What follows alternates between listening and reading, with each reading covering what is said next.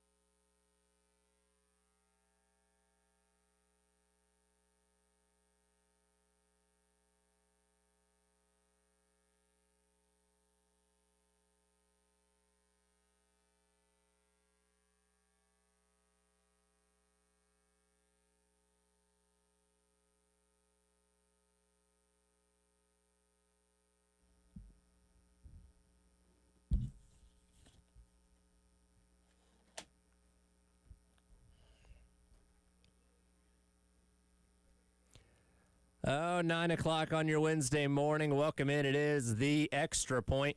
It's our Ed and Jack Beltry along with you here, navigating you through your week. We'll get you set for South Carolina and Oklahoma coming up on Saturday, but I can't pass up the opportunity to start the show with this clip from Shane Beamer yesterday.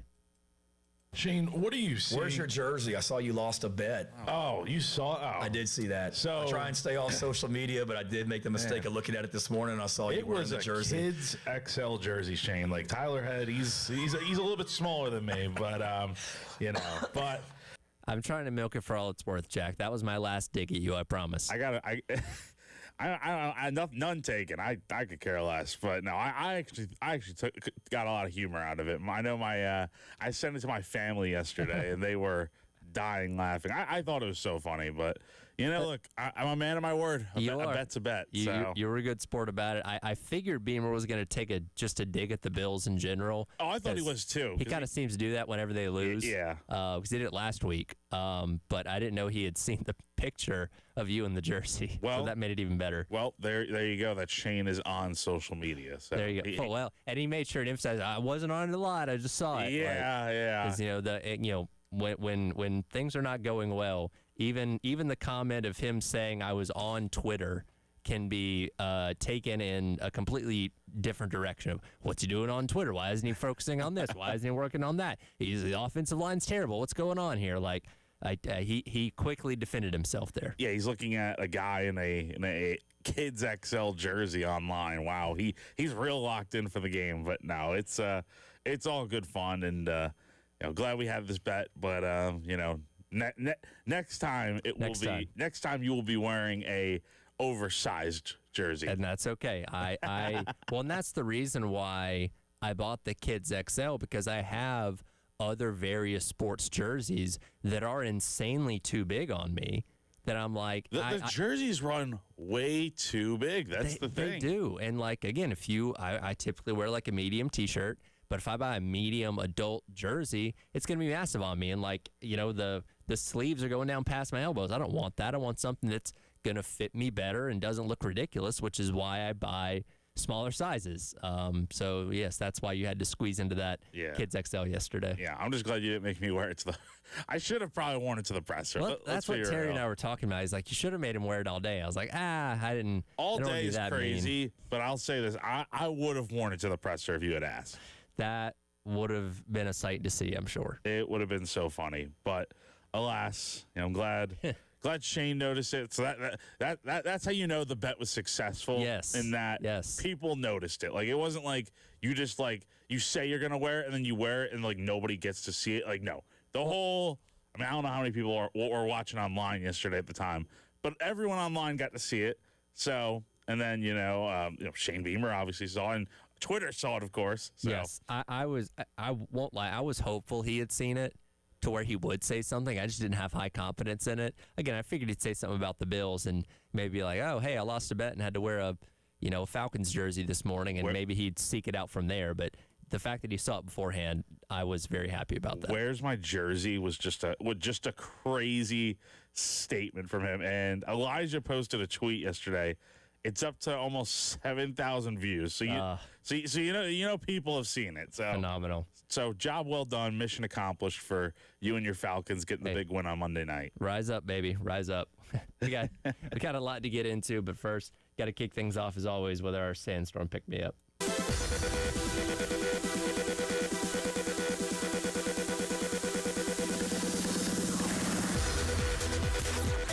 Time to get hyped. Here's your 9 a.m. Sandstorm. Sponsored by George Sink Injury Lawyers. Just call all nines. It's time for your 9 a.m. Sandstorm Pick Me Up, brought to you by South Carolina's largest injury law firm, George Sink Injury Lawyers. If you've been hurt in the car or at work, call George Sink now at 803 all nines. A little bit of a lighter sports night last night. Had some college football on. A crazy game between Arkansas State and South Alabama. Arkansas State getting the walk-off field goal at the very end to win 15-14. Shout out to Butch Jones and those champions of life, the Arkansas Red Wolves. Weird game. On the baseball side of things, only one game in action last night with the NLCS and the Dodgers. The second day in a row, a phenomenal outing from their starter. This time, Yamamoto goes 9 full innings, only giving up 3 hits and 1 earned run after Blake Snell goes 8 full innings with 1 hit in game number 1. And Dodgers up 2-0 as we get set to head back to L.A. It just frustrates me even more considering that the Yankees offered Yamamoto $300 million in the offseason, gave him a number 18 jersey with the pinstripes on. I think that's what it was. And then just decided to go to the Dodgers, which the Dodgers get all the Japanese players. I just, because they got Shohei Ohtani, they got Roki Sasaki, they got Yamamoto.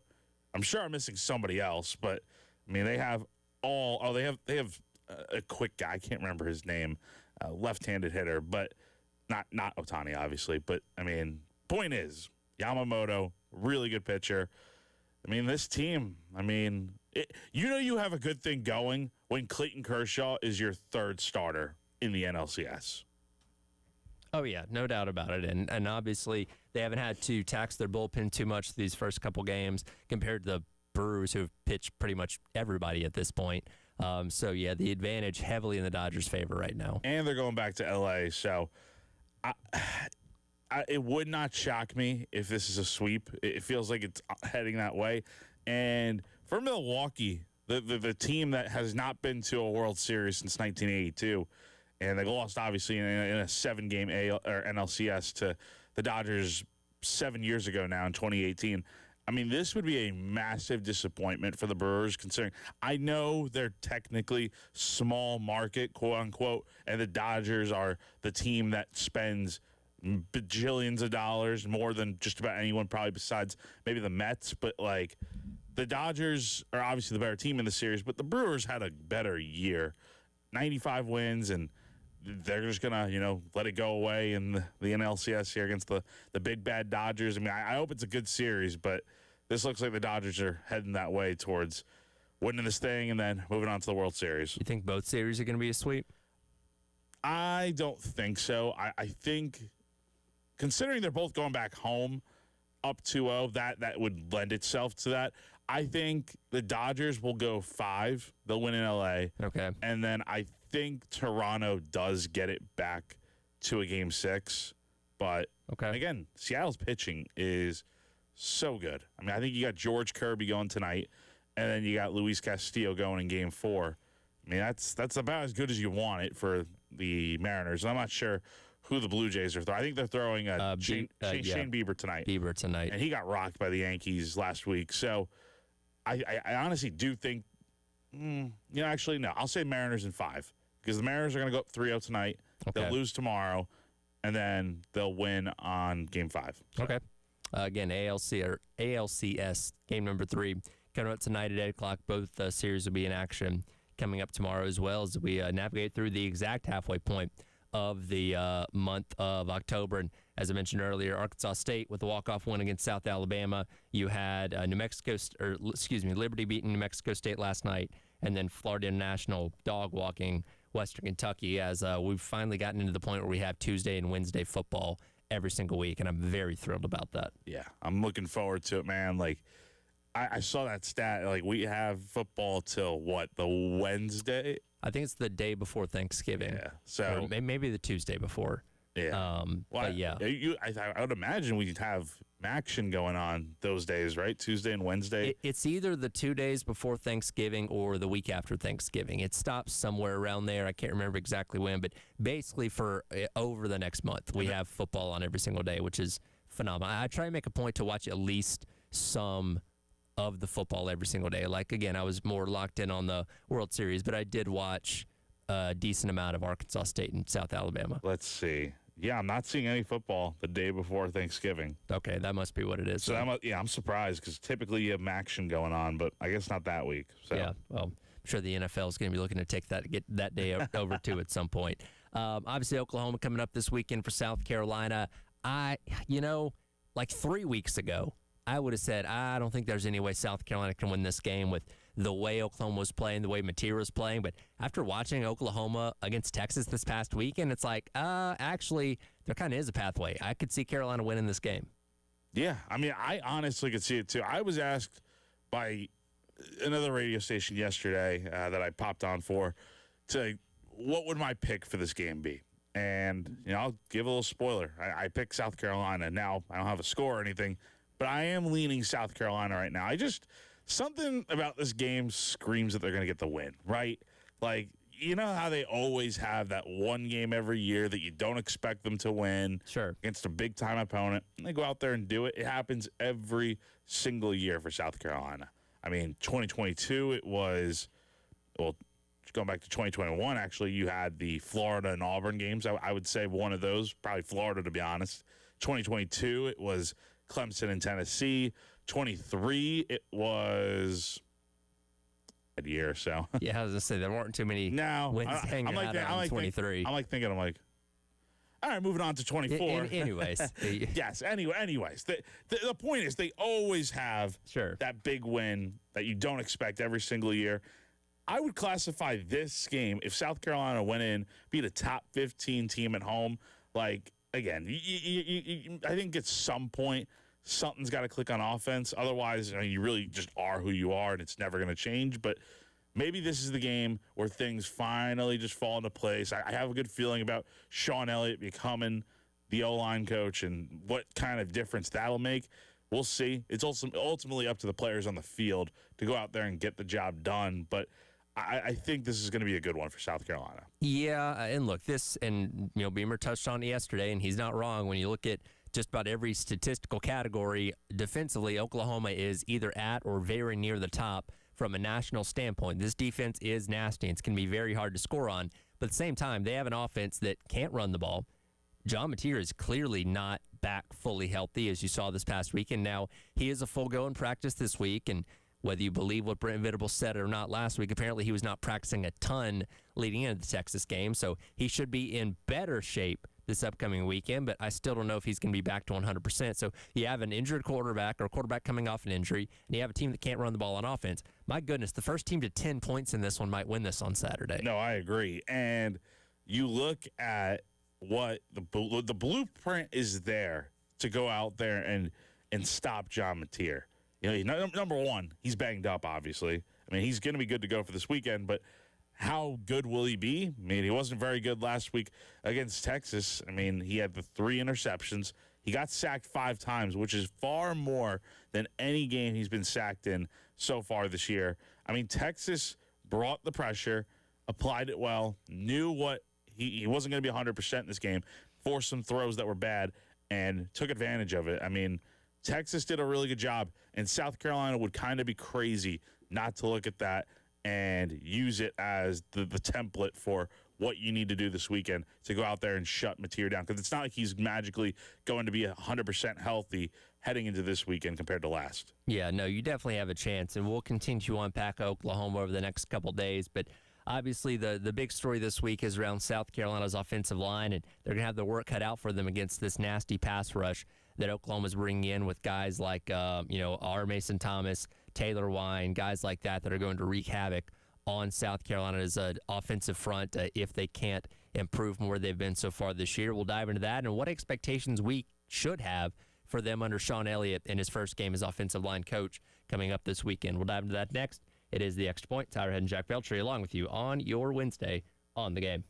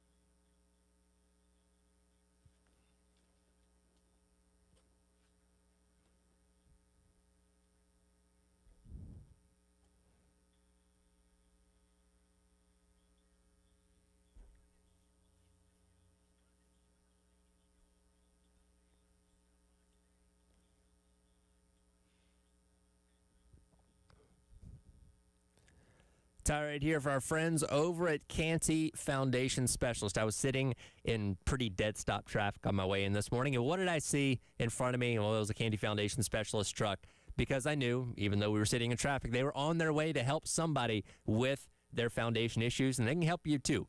And as always, I love to remind you, you need to be on the lookout for things going on around your home that look a little bit odd. Things like cracks in your exterior brick, cracks in walls or above windows and door frames, doors and windows that might be sticking, uneven or bouncy floors, or cracks over your garage door. If you notice any of these problems with your home, you could have serious foundation issues, and that's where our friends at Canty Foundation Specialist come in. You can go online to schedule an appointment today at cantycanfix.com. They'll send a pro out to your home to evaluate your foundation issues and get them fixed so you and your family can live worry-free going forward. You can go online to schedule an appointment today at cantycanfix.com for our friends at Canty Foundation Specialist.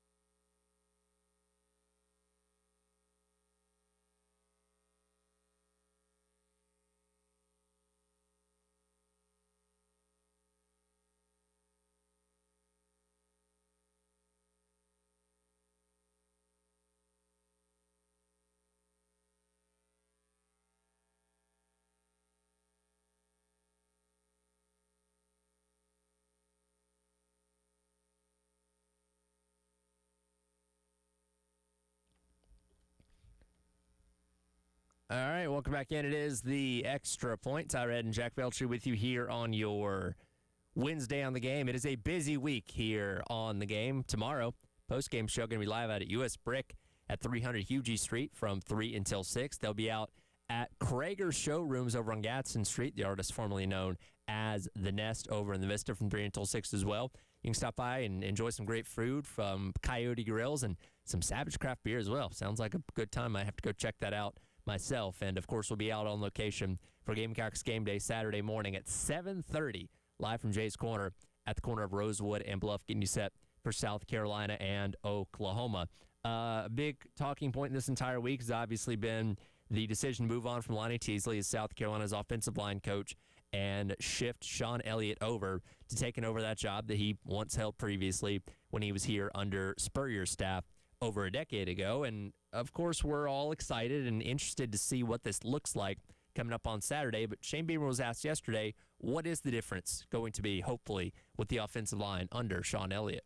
Yes, if I was Oklahoma, I would go back and study every game that Sean had as the head coach at Georgia State, every game that he coached here as the offensive line coach, and every game that he coached at App State. And that's a good start for them and everything. Now, having said that, in all seriousness, certainly there's going to be things in the run game that he really likes that maybe we haven't been doing as much that will, add. Certainly, we're going to add some things to the scheme, but we're also, you can't just blow everything up and say, okay, all of a sudden we're going to become a, whatever type team, and we haven't been doing it all season. So we're going to continue to do what we do, but there'll be some new, twist off of it. There may be one or two new schemes that he feels like he wants to implement. So there will be some schematic changes. I think more than anything, David, it's just a different voice in that room. Every coach is different. My style is different than Kirby Smart's style or Steve Spurrier as a head coach. Every coach is different, and you got to be who you are. And Lonnie Teasley's style of coaching is different than Sean Elliott's. Doesn't make one right or wrong. It's just different. So that'll probably be the biggest thing. Is just the coaching style, the voice in that room. There'll be some things that we've tweaked already, just in regards to some technique things and terminology of how we call some things that Sean's more comfortable with. So there'll be some changes. You can't blow the whole thing up, but definitely some schematic changes, and then just general coaching tweaks. He says it jokingly, but there's some poor staffer at Oklahoma that is digging through and trying to find tape of Appalachian State's offensive line from 2003 to see if he can dig anything out of that, what Sean Elliott might do differently this weekend. I thought that was kind of funny. I mean, all you need to do is just go see that clip online from him at Georgia State where he's just, ramming into his players, like grabbing their face masks and stuff, like hitting them full on. And again, that's just who Sean Elliott is, Sure. right? Like the guy that was screaming, hollering, barking at practice. By the way, that clip goes viral like every 3 months. Oh, yeah, every 3 months. It's just a random account. And most people don't realize he's not the coach at Georgia State anymore. No. Like you would think he was when they post the clip, but obviously it's a few years old now. Sean Elliott is seemingly just a much different change of pace from Lonnie Teasley. It's I don't know exactly what Lonnie's coaching style is. Again, we've seen a little bit of it in practice, but it's certainly not what Sean Elliott is, and I don't think anyone is necessarily. There are a few coaches out there that are kind of crazy and stuff, but Sean is definitely in a league of his own when it comes to that, and it's just who he is, and I think it is going to be good for South Carolina, right? Like, we'll see what happens on Saturday. That's going to be the ultimate way to dictate if things have actually changed or not, and maybe not even after one game, but if we're starting to see penalties are way down, sacks are down, TFLs are down, that's how you know change has really occurred with this football program. Well, and I think that's the one thing that everybody's going to be looking out for. And to the naked eye, like blocking schemes and stuff like that don't quite pop out as much as, things like pre-snap penalties. And again, when you had 5 pre-snap penalties on the offensive line alone this past weekend, and look, I'm not saying it's going to go to complete zero, and I think Beamer did a good job of setting those expectations or tempering the expectations a little bit yesterday, saying, hey, it's not going to be this just complete 180 all of a sudden. But if you tell me Carolina only has one pre-snap procedural penalty this weekend against Oklahoma, I'll take that. You know what I mean? Like, that's a step in the right direction. Obviously, you want to see that continue as the weeks go by, because we thought we had it corrected a few weeks ago when I forget what game it was, but Kentucky. Kentucky, the pre-snap penalties went down significantly, and they go right back up, the next time out there against LSU. So you want to see it be a consistent thing week over week over week. And I don't know, can you tell if they're playing with more intensity? Because again, Sean Elliott's going to bring intensity, but like, is that something that's going to stand out in one game if there is a difference or not? He'll demand it. That's for sure. He should. But yeah, that might be a little tougher to tell. I think it's just something we just got to see in the game, and then maybe it'll be like, oh wow, okay, there's more intensity. Like I think it's just something you just notice. I don't know if you can necessarily like pinpoint it's going to happen, right? Right. Well, you're an offensive lineman by trade. Like, what? I don't know if you ever had a coach change or anything like that, but I'm trying to think. How much of an influence of the way a coach coaches you? Oh, totally. Dictates how you play on the line. Totally. My coaches in high school were just intense. Like, I remember, like, crapping my pants freshman year when we're out on the practice field beginning of the summer or end of the summer, and it's just so intense, and I'm like, I want to go home. And my offensive line coach back in high school was the best. I loved him, man. He played at Indiana, good dude. But he demanded you do your job, right? Yeah. And that's what you need to do out there. I mean, and there's a certain way you go about the intensity, right? It's fine to be intense. Like, it's football. You got to be a little bit tough and mean sometimes. But it doesn't mean anything if your players don't buy into what you're coaching, right? And that's kind of what Shane made the point of yesterday is like the players are a reflection of your coaching.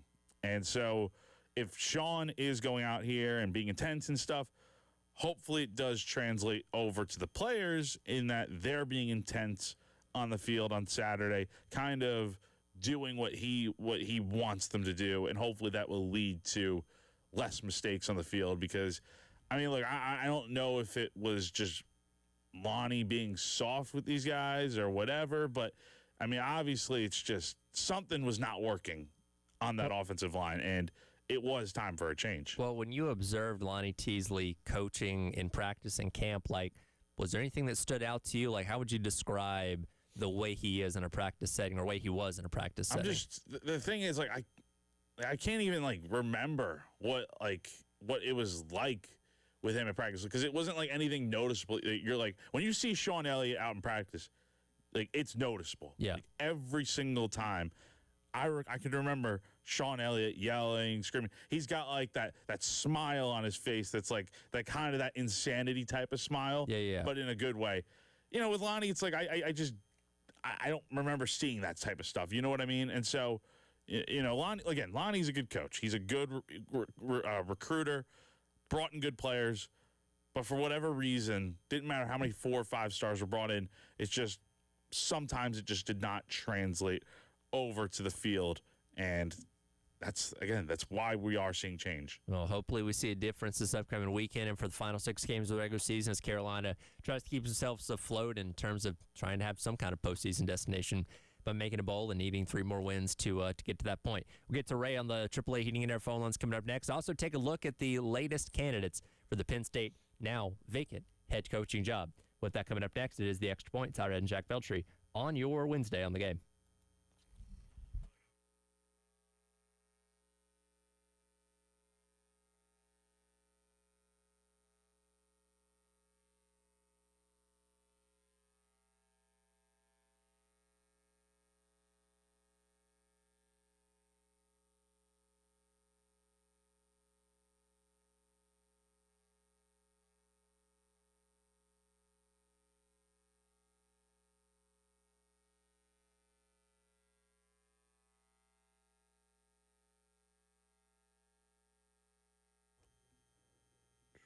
Everyone knows that AAA Heating and Air has the best HVAC replacement options in the Midlands with their guaranteed financing, no payments or interest for 12 months, and a 15-year parts and labor warranty. They're hard to beat when you need a new system. But did you know they also have great deals for repairs? That's right. If your system is broken and you're strapped for cash, AAA Heating and Air can help you out.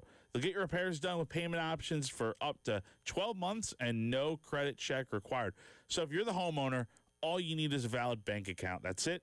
That's all you need. So don't wait. Give AAA Heating and Air a call today at 803-677-1500. Again, that's 803-677-1500. You can tell them that you heard about them on 107.5 The Game. AAA Heating and Air. Comfort you can trust.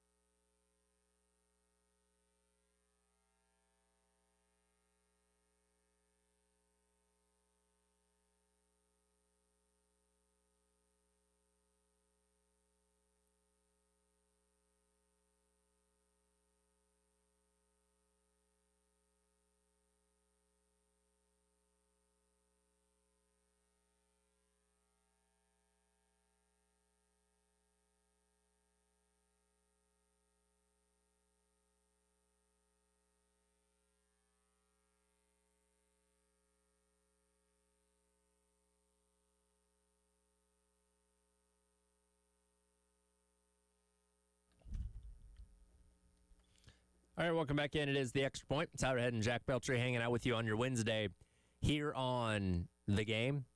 South Carolina and Oklahoma coming up this weekend. 12:45 kick, which you can listen to right here on The Game. Again, pregame coverage starting Saturday morning with myself and Elijah Campbell for Gamecocks Game Day live at Jay's Corner at the corner of Rosewood and Bluff, getting you set for this matchup between Carolina and Oklahoma, and it's a big deal because Oklahoma making their first ever trip to Williams-Brice Stadium. Last year was the first time these two programs had ever played each other before, and Carolina, of course, went in there and picked up a pretty easy victory. You know, when you score, 3 touchdowns in the first 5 minutes of the game, that usually does you some good, and obviously would go on to cruise to a victory from there, and we're hoping the same thing happens this upcoming weekend. Ray on the AAA Heating and Air phone lines wants to weigh in on this matchup in Oklahoma coming to town. Ray, appreciate the call as always. What's on your mind? Hey, Jack. How you doing, Tyler? There. Yeah, guys, I tell you, one thing about the SEC, when you're talking about football helmets, you've got some big brands in football helmets. When you say so? Oh, yeah. No, absolutely. There are some real good helmets out there. Oh, I mean, you look at Georgia. You know, Georgia, that G, the red helmet, that bone-colored face mask. Alabama, that red, that kind of gray face mask. LSU, Tennessee, over half the schools are just brands when it comes to helmets. Guys, I don't know if there's a bigger brand helmet in all of college football than Oklahoma.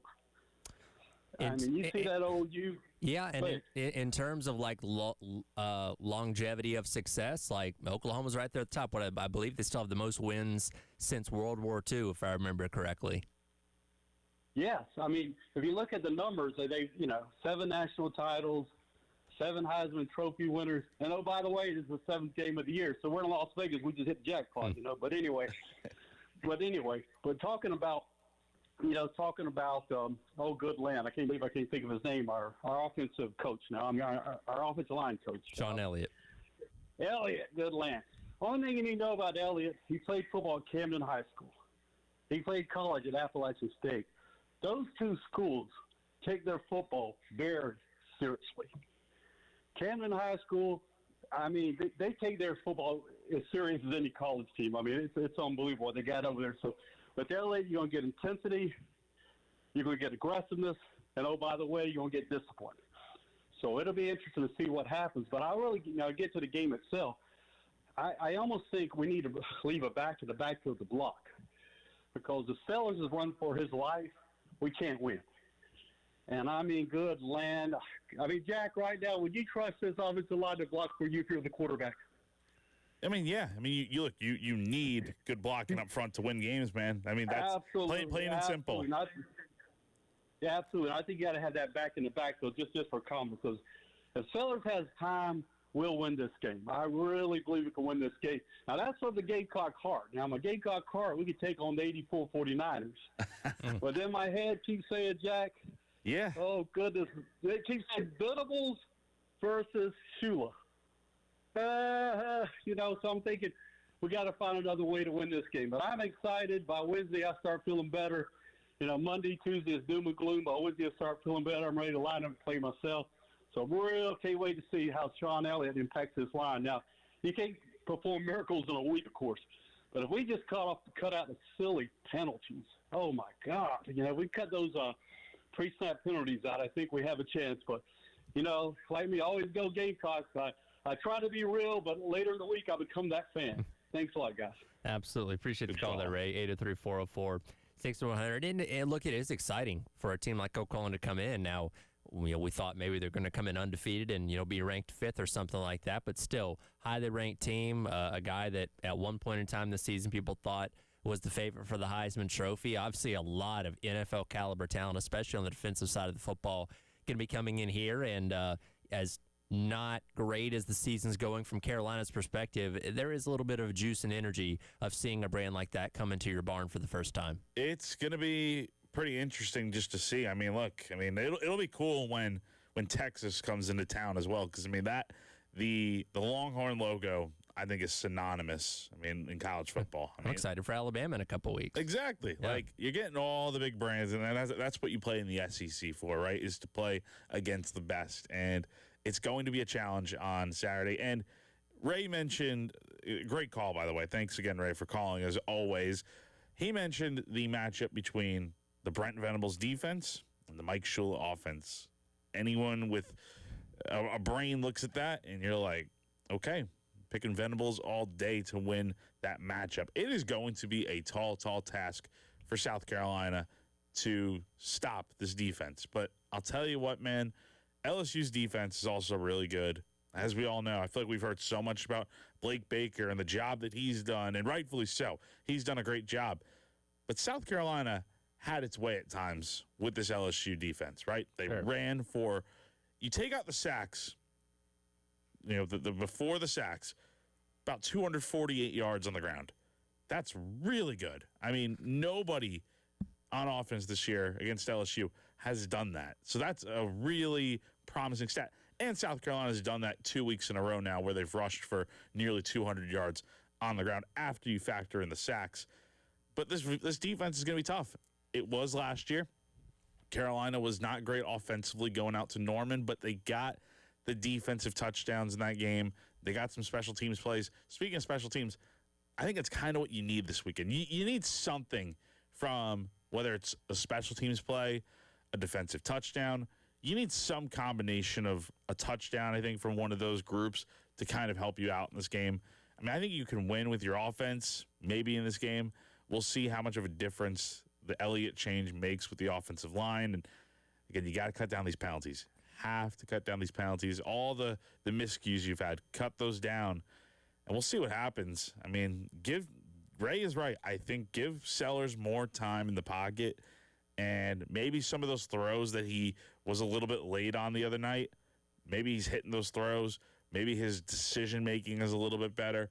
I just think we get a better overall game out of Lenoris and much more akin to what we have seen from him in the past that we're still waiting to see in the seventh game of the year.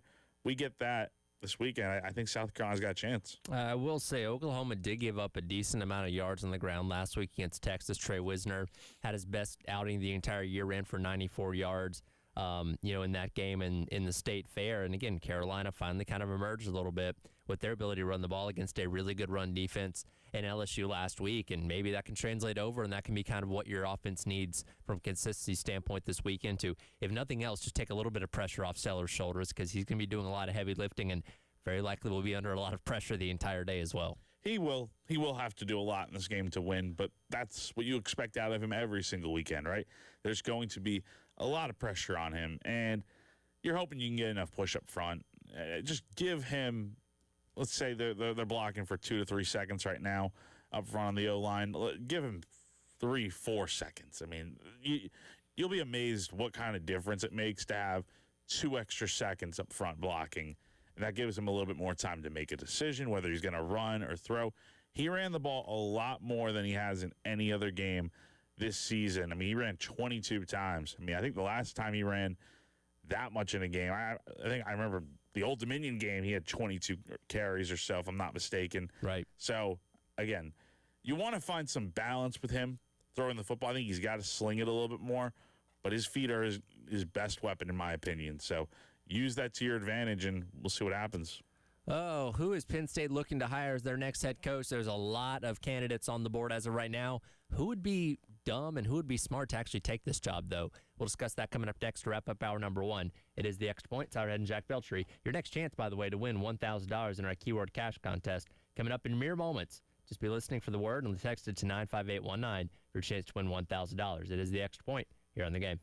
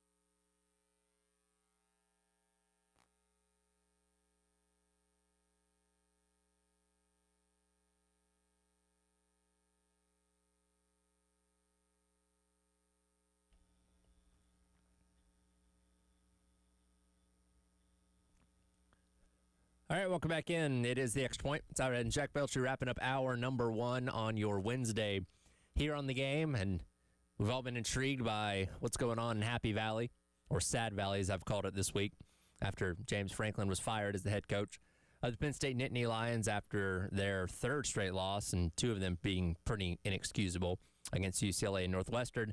So now we get to have the debate of who is going to be the next Penn State head coach. There's a hot board out there. Pete Nakos of On3, who's perhaps more well-connected than anybody when it comes to who is being considered for these type of jobs, put out his list yesterday of candidates that are in serious consideration by Penn State to be their next head coach. Jack, I want to play a game with you. It's called Smart or Dumb, okay? Okay. I'm going to give you a name of a coach. You tell me if it would be smart or dumb for them to take the Penn State job, okay? All right. We're going to start off with Matt Rule. Well, hold on. Take the job. Would it be smart or so? Smart for the coach themselves. Yes, I get. Sorry, my voice. I get that.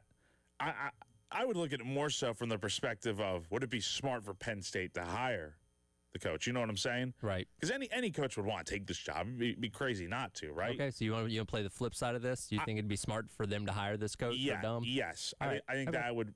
I think that would just make a little bit more sense because any of these coaches, it's a better job than whatever these other coaches are doing. You see what I'm saying? I don't know if that's the case for all of these, but we can get to that in Yeah. a second. Yeah. We'll flip it for you. So smart or dumb for Penn State to hire these individual coaches. We'll start with Matt Okay. Rule. I think it's. I kind of. I know he's an alumni there, but I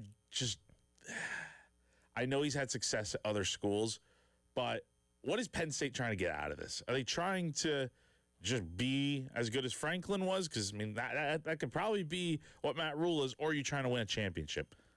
Matt Rule hasn't shown you that he can win a championship, right? He can put together a pretty good roster, but is he better than Franklin? I don't think so. I would say from the standpoint of he played at Penn State, it would be smart. It'd be good for optics. Makes sense. I'll go smart, but I just don't think it's going to be much better than what Franklin gave you. I think he could be the same type of coach James Franklin is. I think he's capable of that. But It's a safe hire. I in my don't opinion. think he's capable of suddenly making you a national champion all of a sudden. No, I don't think so. All right. How about Kurt Signetti? Now, this is a coach that I think can take you to the promised land. He's look. I have not been the highest on Indiana over the last 2 years here.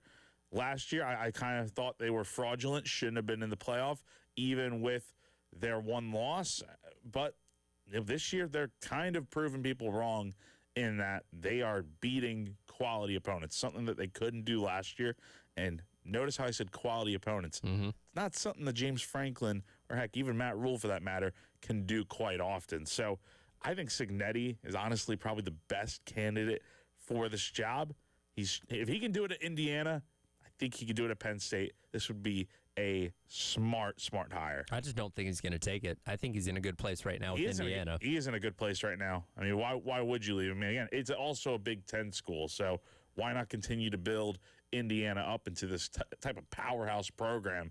But also, again, the idea of coaching at Penn State, maybe it's just really like a dream job for some coaches out there. We'll see. How about Eli Drinkwitz?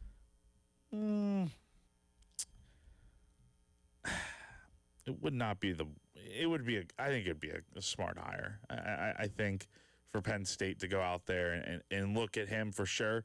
He's done a good job at Missouri in the SEC, but again, has not made the playoff yet.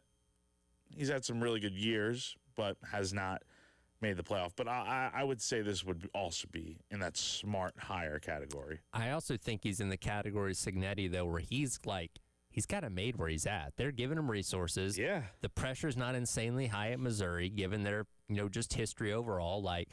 If I'm Eli Drinkwitz, I wouldn't leave, honestly, because I wouldn't leave either. You keep winning 10 games a year, making the playoffs or not, they're going to build you a statue eventually, right? No, totally. I mean, you continue to have the success that you've had, you'll be fine. How about Manny Diaz? This is an interesting one because he did coach at Penn State as the defensive coordinator, so he's got connections there. But are connections enough to go ahead and, again, I think Manny Diaz is a good coach. He is doing a nice job out at Duke. But for what Penn State's trying to do, again, I go back to when we talked about the first coach on this list with Rule. You're firing James Franklin because you think there's a better coach out there that can lead you to a national championship. I don't think Manny Diaz is a better coach than Franklin. So I would say, not that it would be a dumb hire. I don't think any of these guys on this hot board here from NACOS are dumb hires necessarily, but I don't think it would be the right hire to bring in Manny Diaz. Does that make sense? Yeah, no, I get it. And look, we've seen Manny Diaz at Miami prior to getting fired there and having to take the Penn State defensive coordinator job, and he was okay. He wasn't spectacular, and he had a good first year at Duke a season ago. This year's off to a good start, but I don't look at him as like this elite guy that's suddenly ready to take a team to a national championship, which, again, you fire James Franklin because he was an A- coach, and you want to bring in somebody that you believe is going to be an A+ coach to take the team to the highest of heights. And I don't know if Manny Diaz does that. Too much risk with that. Too much risk. Yeah, absolutely. We'll take one last candidate look here. How about Matt Campbell, the name that is always on every head coaching search out of Iowa State? I'll give Matt Campbell a lot of credit. He's done a nice job with the Cyclones. Only 2 losing seasons in 10 years out there in Iowa State. Again, I just don't think he's better than what you had with Franklin. I mean, again, I think if you hire him, I think if you hire Manny Diaz, I think that would scream that some of your top candidates fell through, and you're kind of going with your plan B options here.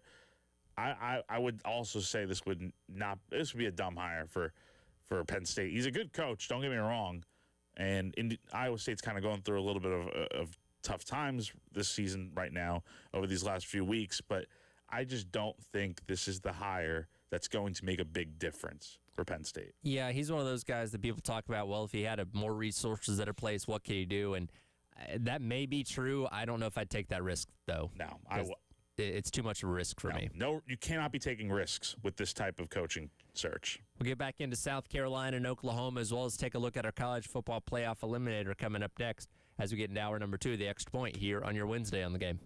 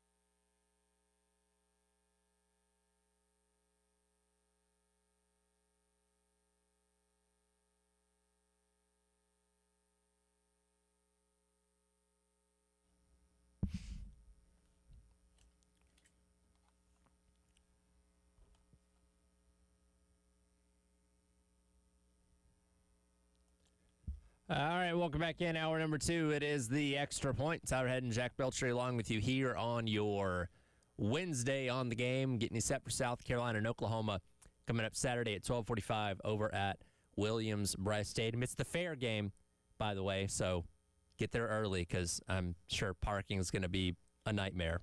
Oh, the joy of the fair game. It's been a little while since we had one. Yeah, we didn't have one last year. No, we did not have one last year. I was thinking about this the other day. We had the one in 22 when A&M was in town. Yep. 23, was it Florida?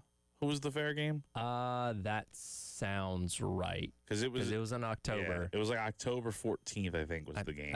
I think you're correct on that. So the fair game, I don't remember how bad the traffic is. I will certainly remember it on Saturday. But the good news is we have an early game. We do. So it's like the fair doesn't open until 10. The rides don't open until 11. So knowing us, I mean, we're gonna the media press box opens at 9:45. So we're gonna have time to get in there, avoid the traffic, hopefully, and get ready for this game. Now, are you gonna check out the fair once the game's over? Or have you been there already? No, I have not been to the fair this year. Okay. I haven't been to the fair in probably like 2 years or so. Maybe. I do the behind the scenes vlog content stuff for GC, so maybe just to add a little bit more spice to it, maybe I'll check out. Maybe if I'm super hungry afterwards, I'll go get a 3-foot corn dog or something. Is that what they have there? I think they have the foot-long corn dogs, don't they? I know they have the foot-long ones. Personally, I'm a good sucker for like a turkey leg. I know it's not everyone's cup of tea. All right. But like a turkey leg kind of goes hard, I'm not going to lie. I've had the donut burger. I did not go to the fair to get it. It was brought to me much later in the day, so I have not eaten it when it's like actually warm and hot. So I hope to try one of those again this weekend to get it at its best. Yes. Because it was good the way I had it, but I'm like, when this thing's warm and like the cheese is melted, it's probably 10 times better. Have you had like the fried Oreos? And matter of fact, I think they have a fried Reese's cup. I had one don't tip me with a good time. Dude, I'm telling you, now that we're talking about it, shoot, I mean, we got media at what, 12? You gonna pop over there afterwards? Shoot, might need to pop over there before. We'll see. I definitely need to try a fried Reese's cup. I love Reese's more than anything else in the entire world, so I definitely gonna have to check that one out.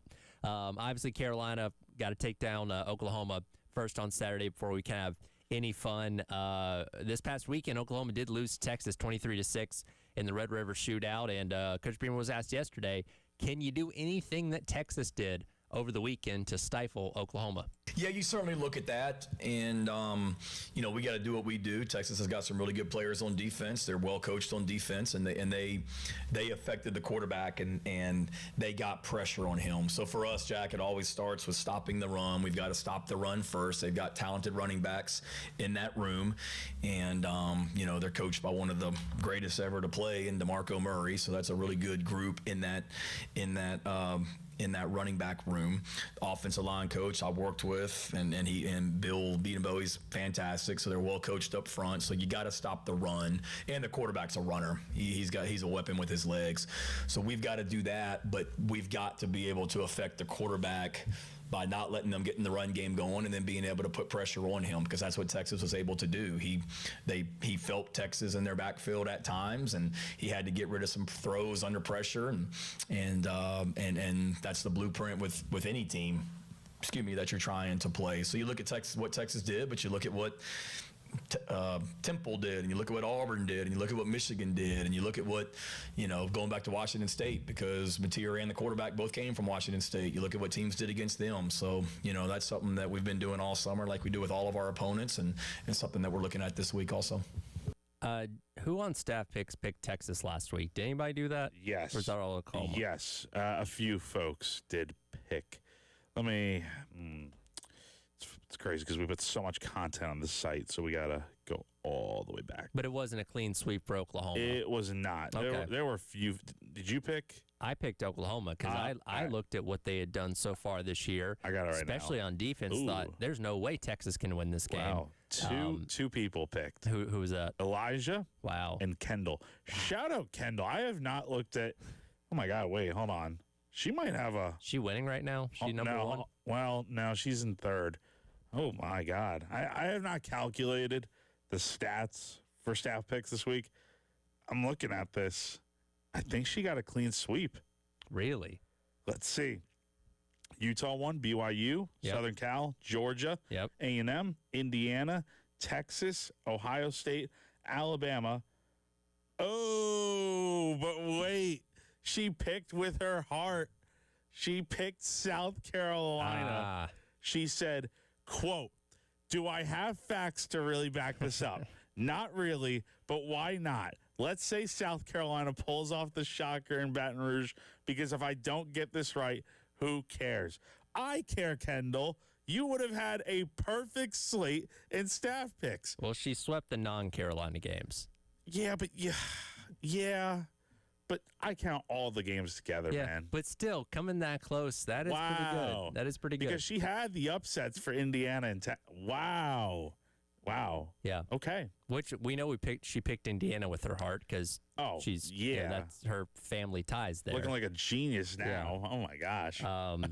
But my point in asking that is, I think most of us thought Oklahoma should be able to win that game, whether Mateer was at 100% or not, and that's obviously not what happened. They struggled to protect Mateer. He made some mistakes throwing the football. Look, we have confidence in South Carolina's defense, and they did a good job this past weekend against LSU, obviously generating some key takeaways at the goal line. Yeah, they let them run a little bit more than we thought they would, but all that being said, it was a strong performance by the defense, and you're going to need to be even better this weekend because, again, points are surely going to be at a premium for your offense, so you have to hold Oklahoma to as close to nothing as possible offensively. You have to. I mean, like, Mateer is such a good quarterback, but again, he's not going to be 100% healthy, right? I mean, he's got the hand injury with the surgery that, he came back in 17 days, did not look great at all against Texas. I mean, he looked the worst he has all year with the 3 picks, the 3 picks and the 5 sacks. I mean, you got to go out there and replicate that. As I said earlier in the show, Tyler, South Carolina would be crazy to not look at that tape, mostly since it is the most recent game, and try to do what Texas did, see what their tendencies were to getting to the quarterback and making plays. But they're also doing their due diligence and looking at, like Shane said, the Temple game, the Washington State tape. I mean, there's going to be a lot of tape that you have to study from this game. And also with the Washington State tape, you have to look at what Ben Arbuckle does because he was the offensive coordinator there as well. So South Carolina has their work cut out for them this weekend with this Oklahoma defense being as tenacious as they are and Mateer being the type of quarterback that he is. But, I mean, Oklahoma kind of got exposed a little bit this past weekend against Texas. Again, all their goals are still ahead of them. They're still very much a college football playoff caliber team, in my opinion. But coming to Willie B, even if it's during the day, first trip here is going to be difficult for any team that comes in here.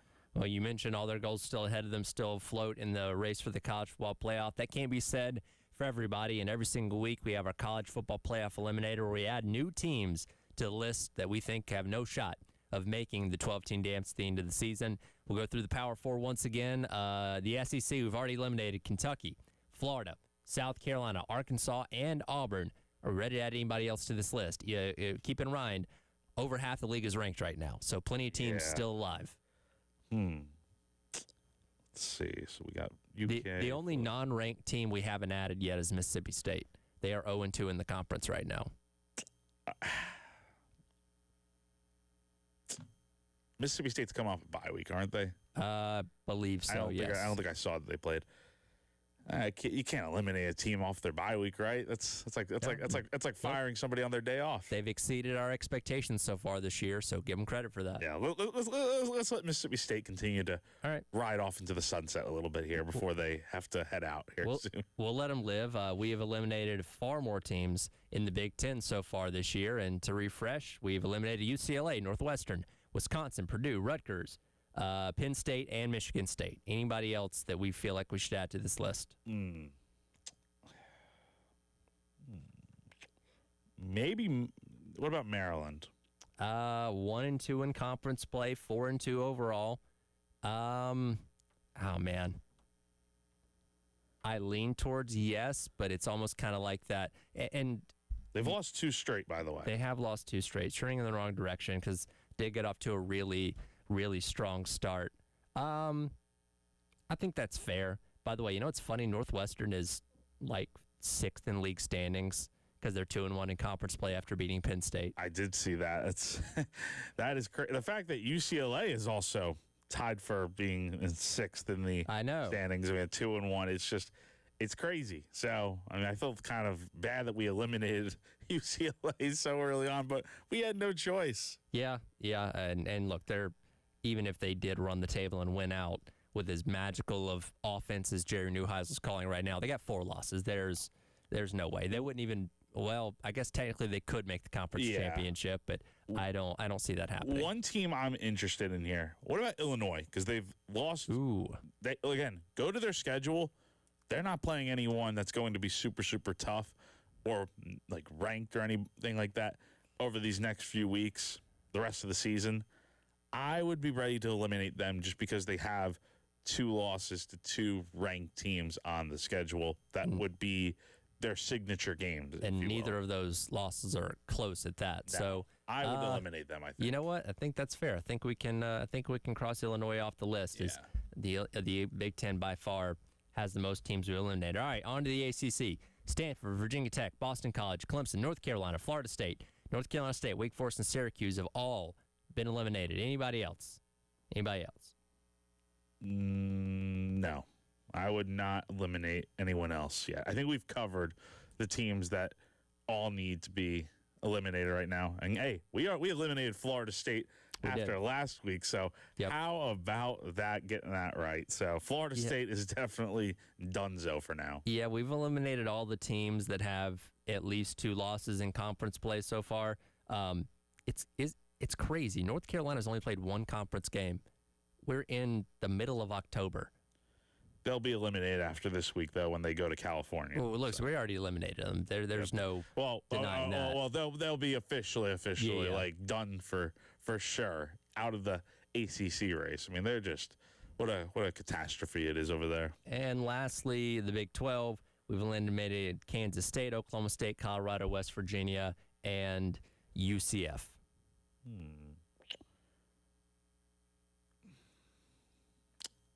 Arizona, maybe 1 and 2.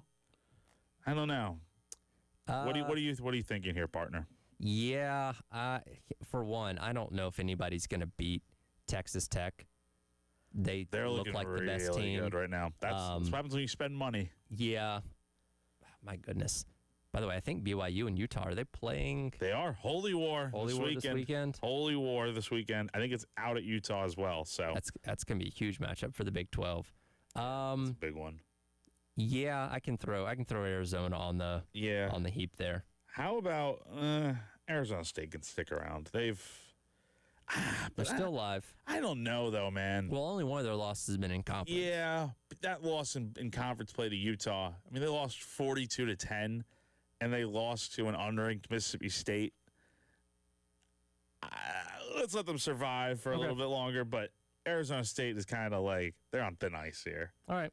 So we'll add Arizona to that list as, these lists are getting really, really long now as we're halfway through the season. I love it. That is the benefit of doing it week over week. Yep. And again, just shows you to the parity of college football and a lot of teams at the top, but also a lot of teams at the bottom. Speaking of top and bottom, we'll get into our NFL top 5, bottom 5 coming up next, as well as where's Lenore Sellers on some early big boards after half the season's been played in 2025. We'll discuss that next. It is The Extra Point. It's our Ed and Jack Beltry with you on your Wednesday here on The Game.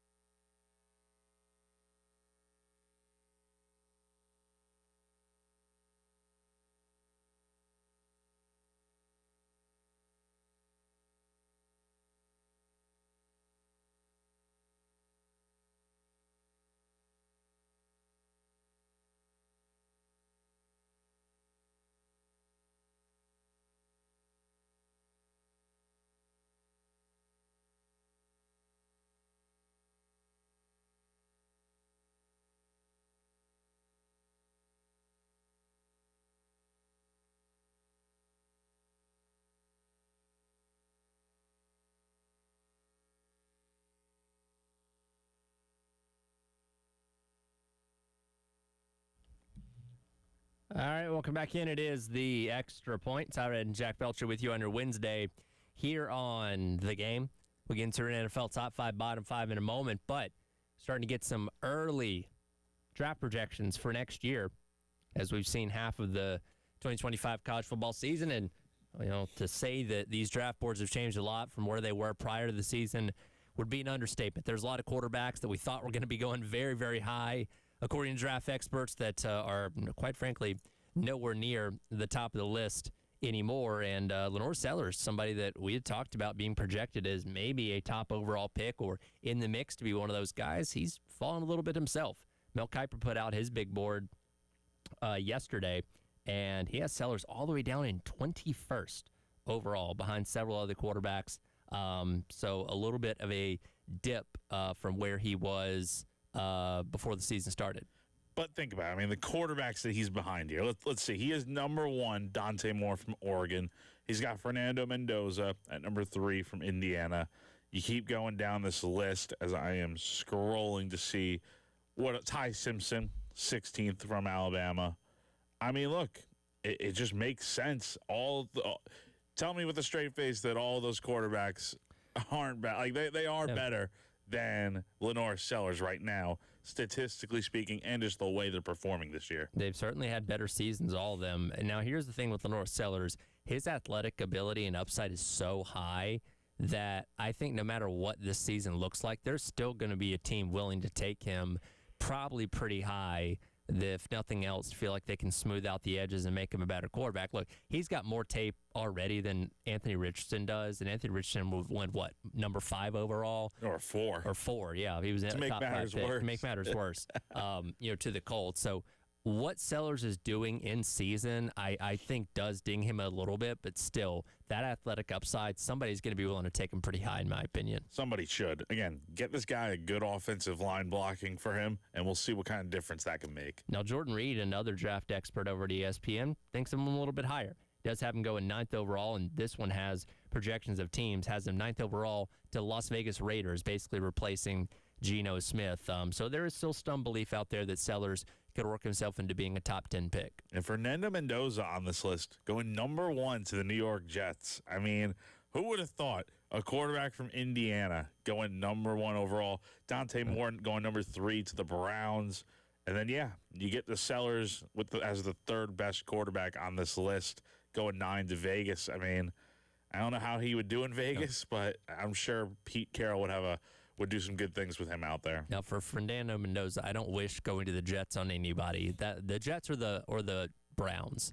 I don't wish that on any quarterback ever. Now, that is a death sentence going to the Jets. So hopefully Mendoza, maybe Mendoza will play a little bit worse over these next few weeks, but still keep a pretty high projection to where he's maybe going 9th or something to a team like Vegas. So there's your look at some early draft projections for 2026. And Sellers still in the top. They're still in the first round, but maybe a little bit lower than where he was when the season started. All right, time to get into the NFL top 5, bottom 5 as we're working our way through the a little over a month point into the season. We've seen a good sample size out of all of these teams. And, Jack, I've got a pretty significant shakeup in my top 5, including my team that's number 1.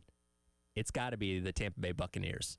They finally got to do the victory formation this past weekend against the 49ers because they managed to win a game that wasn't by 1 score. Baker Mayfield looks like the MVP right now. They're a hot team, man. I can't keep them out of the top 5, let alone the top spot. No, almost my entire top 5 is different this week besides one team who is stuck in there. I got to go with them at number 1, the Indianapolis Colts. Okay. Wow. I am stunned I'm saying that. A team from the AFC South at number 1 overall. So, 5-1 in the year, won 2 straight games. Look, again, they have a pretty favorable schedule this season that honestly really won't start picking up for a few more weeks here. You go to LA this weekend to take on the Chargers. That will be a big task. Spoiler alert, another top 5 team for me here. But the Colts have handled their business and been probably the best story of the season here. The Colts are my number 2. I like your way of thinking there. Best point difference in the league, undefeated at home. I value Baker Mayfield as a better overall quarterback than Danny Dimes. So that's kind of where I split hairs there and put the Bucs ahead. But yeah, again, the Colts are a remarkable story. Danny Dimes is a remarkable story. Like, I think we're all waiting for the other shoe to drop, right? We're waiting for him to go out there and throw like 5 picks in a game, and give him credit. It hasn't happened yet. This is much like the Sam Darnold phenomenon last year in Minnesota. It's like, well, we think we have an idea of what this guy was because of where he was prior to this stop in his career, but maybe he truly has turned it around. He's turned into a different type of quarterback now that he's out of the New York Giants organization. We're all waiting for him and the Colts to kind of turn into the pumpkin, like in Cinderella, where the magic wears off. Like, you're kind of waiting for that, but it hasn't happened yet. And maybe it will be like Sam Darnold last year in the Vikings, right? So we'll see. Colts at number 1 for me. At number 2, I'm with the Tampa Bay Buccaneers. Okay, they have really wowed me so far this year, right? I mean, they have the loss to the Eagles a few weeks back, but they've bounced back with a win over Seattle, and then obviously a win over the 49ers is always going to be an impressive one. They're scoring more points now. Baker Mayfield, like you said, is having a really, really good year, and they're also doing it without Mike Evans right now. So this Bucs team, really good right now, and yes, they got to be number 2 on my list. Number 3, still your Buffalo Bills. Defense is obviously a little bit of a concern right now. But look, when you got Josh Allen, you're always going to be capable. I thought it was interesting they didn't really churn out with James Cook as much as they should have in the first half the other day. They really got him going in the second half, and obviously he's very capable. Got a lot of weapons on offense. Again, defense still work in progress, but you give me 17, and he's more likely than not going to be the better quarterback on the field just about every time. Yeah, the Bills are out of my top 5. I've had enough. You're punishing them. Yes, they don't deserve to be in the top 5. There are better teams out there right now than them. I know they're still a good team, and they're going through a little bit of a rut. I think they're going to be fine, but they've lost 2 straight games, and you have to be punished for losing the games. The Eagles are also out of my top 5 as well. Okay. So, yeah, Eagles are out of mine, too. Like I said, man, complete shakeup this week. This is probably the most shakeup I've had. Steelers at number 3 on my list, playing really good football, winning 3 straight. Aaron Rodgers, it's working out so far. Steelers coming up here in just a second, but my number 4 is the Lions. Super high-octane offense, obviously handling things well. Good start to the season so far. The race in the NFC North between them and the Packers is going to be a fun one to watch this year. Number 4 for me, got the New England Patriots. Credit where it's due. A lot of credit. 3 straight wins, playing good football. They went to Buffalo and won that game last Sunday, or 2 Sundays ago now. Really good football team there. Vrabel's doing a fantastic job. Number 4 for me. My number 5, Pittsburgh Steelers. They are quietly handling their business, right? Like, for a team with as big of a brand as the Steelers are, I feel like they're kind of flying under the radar with Aaron Rodgers at quarterback of all people. And look, he's not MVP Aaron Rodgers, but he's having a very good season, right? And that's all you can ask out of a guy that's 41 years old with 1 good Achilles. Like, he's having a very solid year so far. And again, the rest of the AFC North is crumbling around them, so this is setting up perfectly for them. I was going to have the Chargers be in my top 5, but then I remembered they lost to the Giants. They lost to the Commanders. So I'm going to put the Lions at number 5. Okay. They lost to the Chiefs, but again, your Arrowhead's always tricky, and they've been really impressive so far this year with everything that they lost with both coordinators and Dan Campbell doing a great job there. Give me the Detroit Lions at number 5. We'll hit our NFL bottom 5 coming up next, and we already have one coach that's been fired in the NFL. Who could be next? We'll discuss that as well. It is the Extra Point Towerhead and Jack Beltry along with you here on your Wednesday on The Game.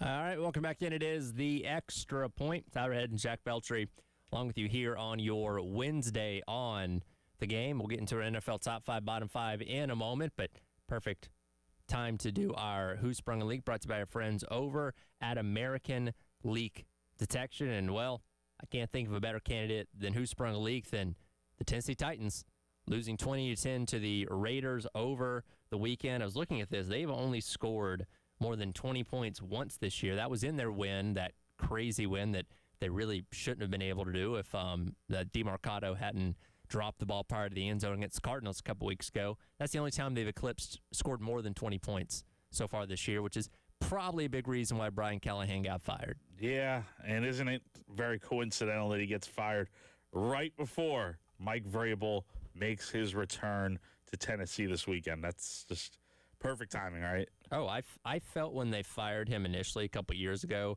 it was probably a mistake considering what he had done for the team in the past. And, yeah, they know that him coming into Nissan Stadium, he was going to embarrass them. And he probably still will embarrass them, but at least now they have the caveat, oh, well, we fired a head coach, what do you expect type thing. I think Vrabel's going to be out for blood this weekend. Yeah, wouldn't shock me at all. And the way the Patriots are playing football right now, it's certainly on the table for sure against what I believe here is a bottom 5 team in the NFL. So that's the first head coach firing, and I'm sure that team will show up in our bottom 5 here in just a second. There's going to be more firings. I'm still counting the days until McDaniel gets fired, right? Like that's Yes. got to be coming soon. This is It's a ticking time bomb, man. it seems like it. It's going to blow up at some point. And by the way, all right, his fashion sense is already interesting enough. When you're a coach going up there having to talk about your team losing again, and you have those capri pants on, They look you look so even more ridiculous, right? An NFL coach, like any of the coaches that wore suits back in the day, would be rolling over right now just seeing that. I mean, it looks ridiculous. So yeah, for that alone, he should get fired. But obviously, the way the Dolphins are performing on the field is going to lead to it one way or another. I'm surprised more coaches don't wear polos in the NFL.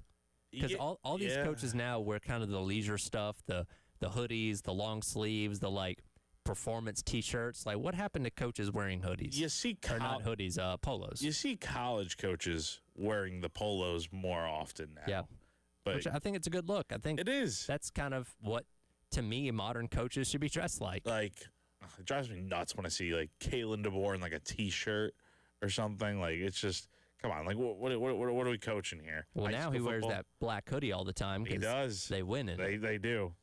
But anyway, bottom 5, shall Yeah, we? let's get into the bottom 5. All right. Again, only one team has gone from the top 5 to the bottom 5 for me so far this year. It's the Baltimore Ravens. They only gave up 17 points to the Rams on Sunday, so I guess that's a marked improvement. But this team is bad. I get it. They have injuries. A lot of them on defense as well. They can't stop a nosebleed. I don't would it even be worth Lamar Jackson to come back this year? Because No. they're not playing for anything. No, they're 1-5, and I'm not sure what the stats are, but typically when you're 1-5 to start a season, that's a lot of ground you got to make up, and you'd have to be pretty much flawless the rest of the year. Unless they think that they can get that with Lamar at quarterback, I just don't see them needing to run the risk. Now, what I will say is Cooper Rush does not give you any chance to go out there and win a game. I mean, who else do they have on their quarterback depth chart that would be worth playing? They put Tyler Huntley out there at the very end of the game on Sunday, so I guess that's your next option. Yeah, I mean, your Pro Bowl quarterback, Snoop Huntley. Yeah, right, by technicality. I mean, it really can't get worse. So, what do we got to lose? Because clearly Cooper Rush isn't doing anything for you. So, number 5, I'm going with, or number 28, I should say, going with the Baltimore Ravens. They are just, again, like you said, Tyler, not a very good football team this year. I'm surprised changes haven't come yet mid-season, but I don't think Harbaugh's going anywhere. But you can look straight at Zach Orr, defensive coordinator. You can look at the offensive play calling too. I'm not sure, but something's got to change in Baltimore. It's not good right now. Injuries aside, this is just not a very good football team. Number 29 for me, the New Orleans Saints. Again, we gave them credit recently for finally picking up a victory the other week, but they're right back towards the bottom of, again, they kind of consistently look like one of the worst teams in the NFL. And Elijah brought something to my attention. He was actually at this game because he stuck around and went down to New Orleans on Sunday after y'all were in Baton Rouge on Saturday night. And he brought to my attention the fact that they were at their own 38-yard line facing a 4th and 7, down 6 with 4 minutes to go. They decided to punt the ball back to Drake May and the Patriots offense and never saw the ball again. You're a 1-4 team. You have no shot at making the playoffs. What do you have to lose? Why don't you just go for it there? I get it. It's 4th and 7. That's a little bit longer, but again, at this point, you're playing with not house money because of how bad you are, but you're really going for broke all the time. Why not go for it there? You're playing to win the game. That's not winning the game right there. At number 29 for me, I would have put the Saints on this list, but there are so many bad teams in the NFL right now. Actually, a lot of 1-5, and there is an 0-6 team here. So the Saints would be that number 27 team for me. But number 29, I got to go to the Tennessee Titans, man. This is another really bad team. I mean, they obviously just fired their coach right before Vrabel comes in and just massacres them this weekend out in Nashville. Cam Ward, I mean, look, he put it bluntly a few weeks ago. They're, I'm not going to use the word, but they're not good. So yeah, which I did appreciate the honesty when he said that, but he's right. They are not good. Go to number 30. Again, we say the same thing every single week. Dolphins internal strife. Now you have Tua talking about the players-only meetings that some players aren't even bothering to show up for. Mike McDaniel having to try and cover it up, saying, "Oh, that's not what he meant," and this is just a disaster. We know he's going to get fired. I don't even get the point in waiting at this point. No, again, it's a ticking time bomb over there in Miami. Number 30 team, the Cleveland Browns. They never fail you, man. They never fail you.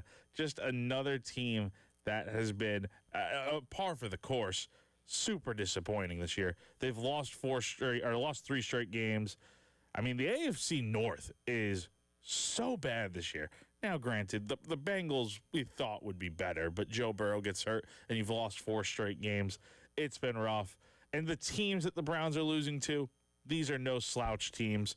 I mean, you lost to the Lions, you lost to the Vikings, you lost to the Steelers. You have a chance to kind of make up some ground here with the Dolphins coming up and the Jets in a few weeks and the Ravens again and the Raiders. You'll have your chances to get out of the dungeons here in Jack Veltry's bottom 5. But for now, Cleveland is where they belong at number 30. Number 31 for me, Jets. No wins on the year. Wow, they're not last. They're not last. I'll get to last here in a minute. Wow. Not last. Aaron Glenn mismanaging the clock at the end of the half on Sunday and then not explaining it well. Do you think they give him a second year? Could we really see a situation where they say this is so bad, we're just going to make another move? Knowing how Woody Johnson just operates as the owner of the Jets, I would say he gets fired. If they go, I'll tell you what, if they go 2 wins or worse, he's gone. Yeah, if they could get 2 wins, they'd be lucky. There's your hot take for the day. And look, I'm never pro firing a coach after 1 year. I don't think that's enough time. I didn't agree when they did it to Steve Wilkes out in Arizona, but I could see that happening here with the Jets. No, it's certainly entirely possible. I'm shocked they're not your worst team. Number 31 for me, the Miami Dolphins. What more needs to be said? Again, Tua mentioning the players' meetings and guys not showing up and stuff. It's a disaster out there in Miami. Their 1 win this season came over the god-awful New York Jets. We'll get to them in a minute here. But, man, the Dolphins, what a disappointment. All that talent flushed down the drain. Tyreek Hill's out for the rest of the year. I mean, it's just a disaster. Well, brings me 32, and it is the Titans because, hey, you're the first team to fire your head coach. You're already punting on the season, so you're dead last for me, and we'll be going forward. That is valid. And you know what? Every day I wake up, and I am just grateful that 5 years ago now, I decided I'm done with the Jets, and I'm never looking back.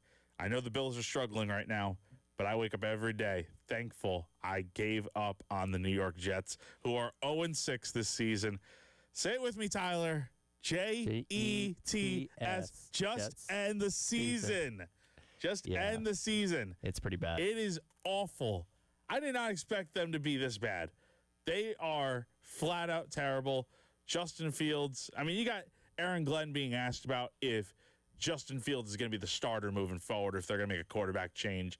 I mean, things are really bad out in New Jersey right now with that franchise. They are awful. Just really bad, man. There you go. NFL top 5, bottom 5 for week number 7 there. We'll come back. We'll wrap up the hour, talk some racing with Jen Jensen as Extra Point rolls along here on your Wednesday on the Game.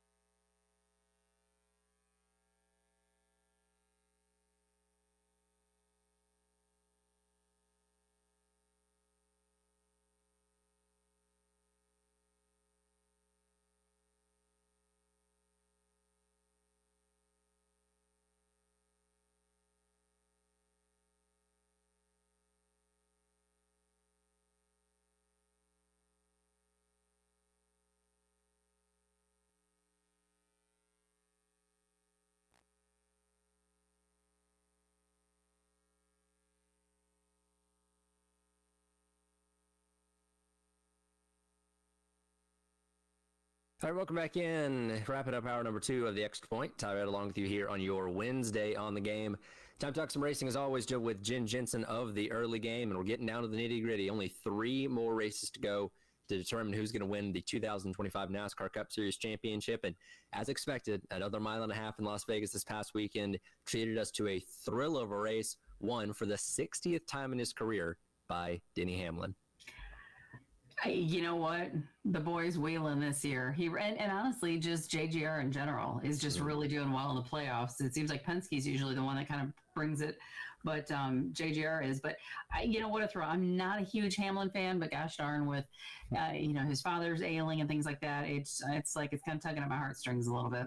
That drive that he made on the last restart to go up and take the lead was a drive of determination. When he put it on the outside of Larson in 3 and 4 and just kept his foot in it, I'm like, there's nothing stopping him from winning this race. This is Denny's race to lose, and went on to win. And I know we have the conversation about the championship every single year, but it seems like if this isn't the year, I don't know what is. Like it seems like all the stars are finally aligning for him. It sure does, and he's done this 19 times, I think. He's been in the playoffs, something like that. So, a nice round number of 20 maybe is a good thing for the win. But yeah, it does seem like it. And he said that he was really stunned by his car, because he said he kept having grip that he didn't expect to have, and just all these things were just, even though they had a couple of mishaps here and there, and I think he had a shifting issue early in the race.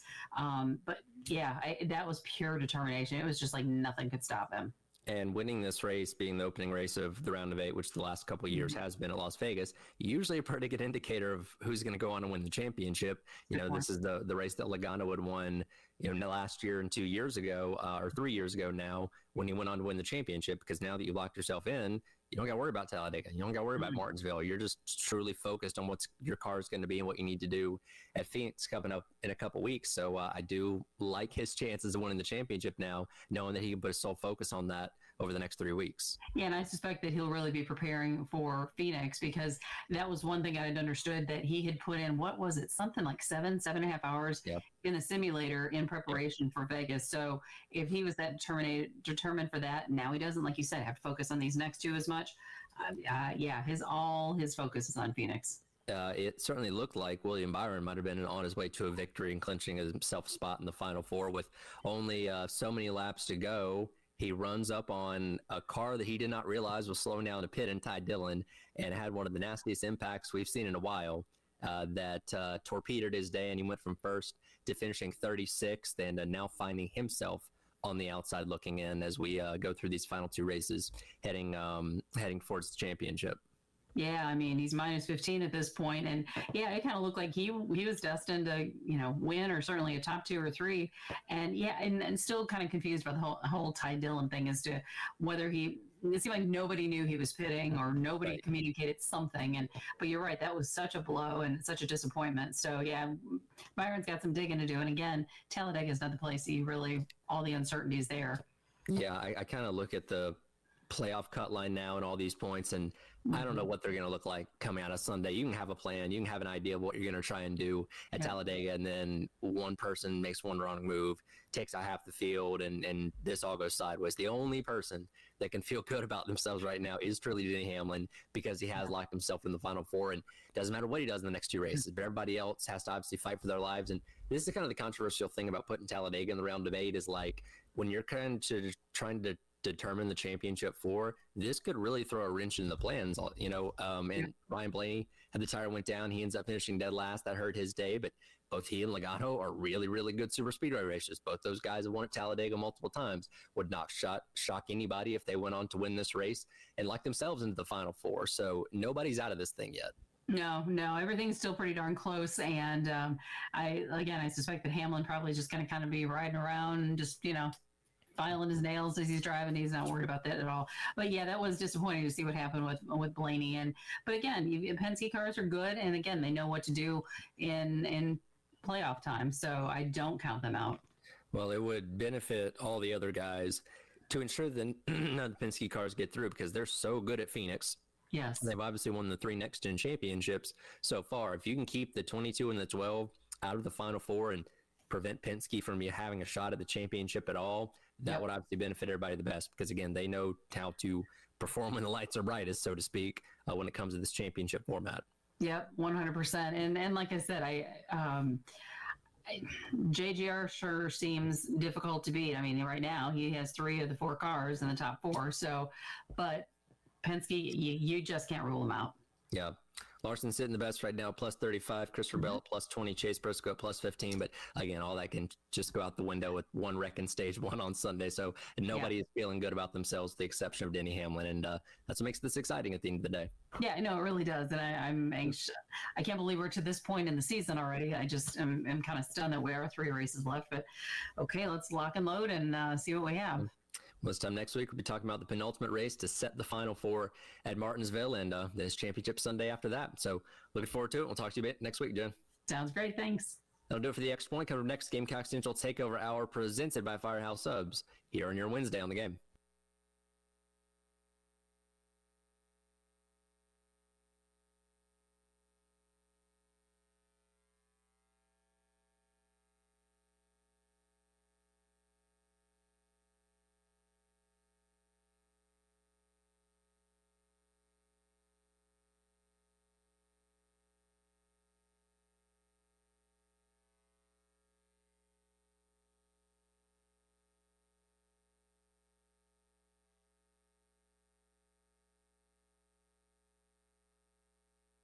Everyone knows that AAA Heating and Air has the best HVAC replacement options in the Midlands with their guaranteed financing, no payments or interest for 12 months, and a 15-year parts and labor warranty. They're hard to beat when you need a new system. But did you know they also have great deals for repairs? That's right. If your system is broken and you're strapped for cash, AAA Heating and Air can help.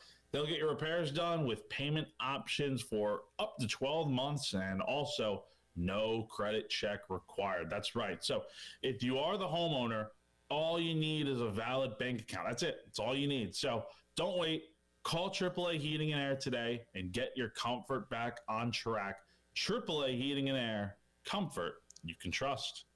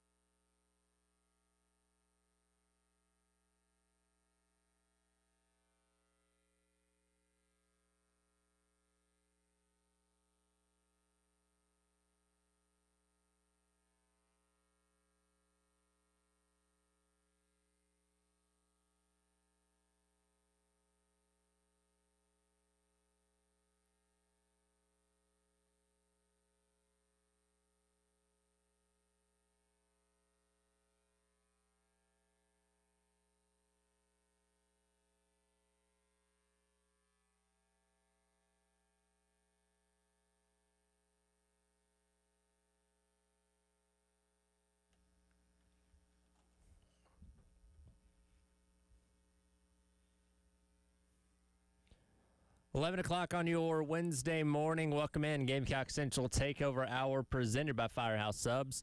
Tyler West and Chris along with you here, navigating you through the middle of the week. Big game this weekend. Oklahoma coming into town. State Fair also taking place. Anybody gotten out and checked out the fair this year yet? No. No? Chris? You? Any fair action yet? So I've had secondhand. The fam was able to go out there the other day. I was going to try to go, honestly, after our show one day. Got a little bit down the road and said, yeah, not going to have time today. You know, a lot of traffic. Yeah, sure. I was going to go for the lunch bunch. Free plug, I guess, for the state fair. Love the state fair. So they did bring some stuff back that I'm going to dive into soon. Shane Beamer apparently had some donuts from the fair. I did hear about that. Yep. Brent Venables, the Oklahoma head coach, has never been to the state fair, he said, in South Carolina. Which on one hand, I was like, how is that possible? He spent a lot of years in Clemson, but then you think about it, the state fair is going on during football season. He's up in Clemson. He's not welcome at the fair in Columbia. I feel like not welcome. I feel like people here would have recognized him and been like, hey, you don't need to be here, man. They probably would have been happy to see him. If he's over there eating, fried Oreos, that's more time that he's not putting together defensive game plans. Wait a minute. Don't you guys got Florida State this weekend? Shouldn't you be worried about that? It's like ACC. Well, not lately. No, not lately. Not lately. They wouldn't have been worried about that at all. I did see, I saw, this was a few years ago, I saw Alshon at the state fair. Yeah.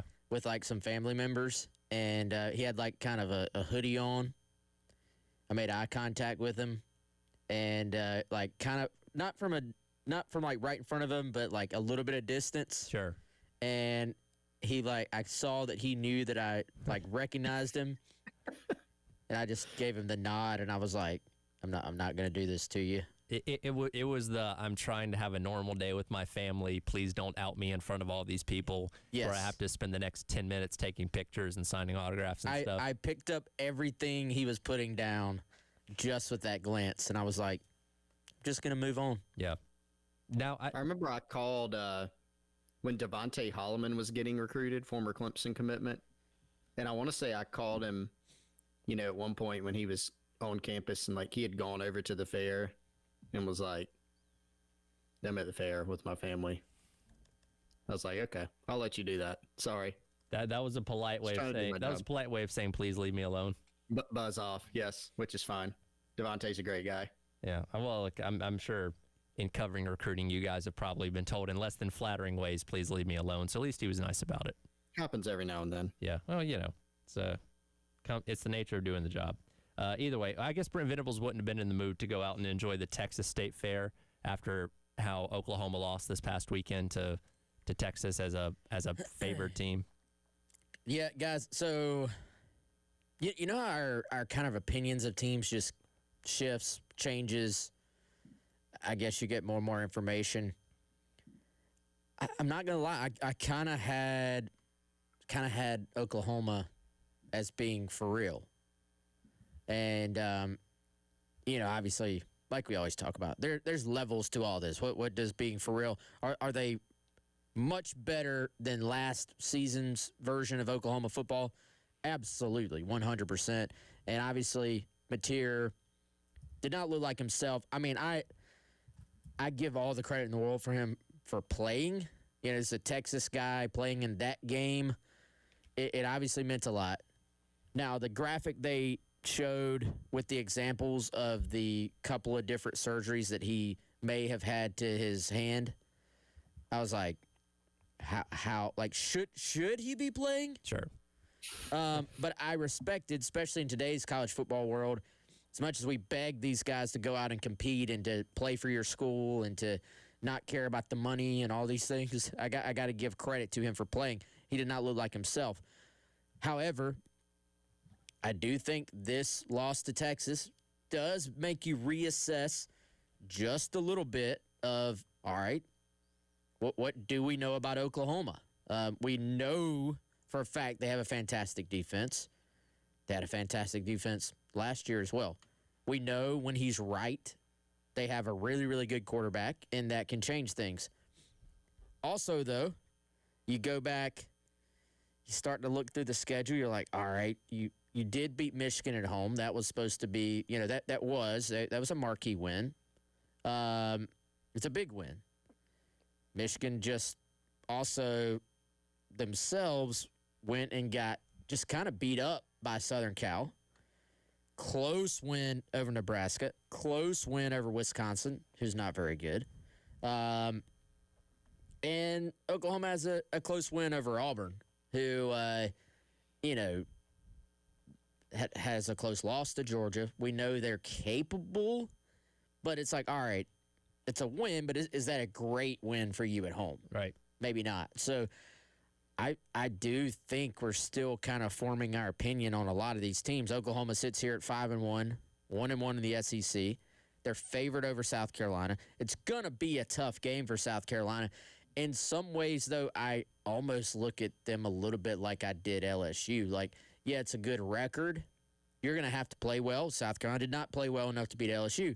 As we saw it play out, though, the game was right there for the taking.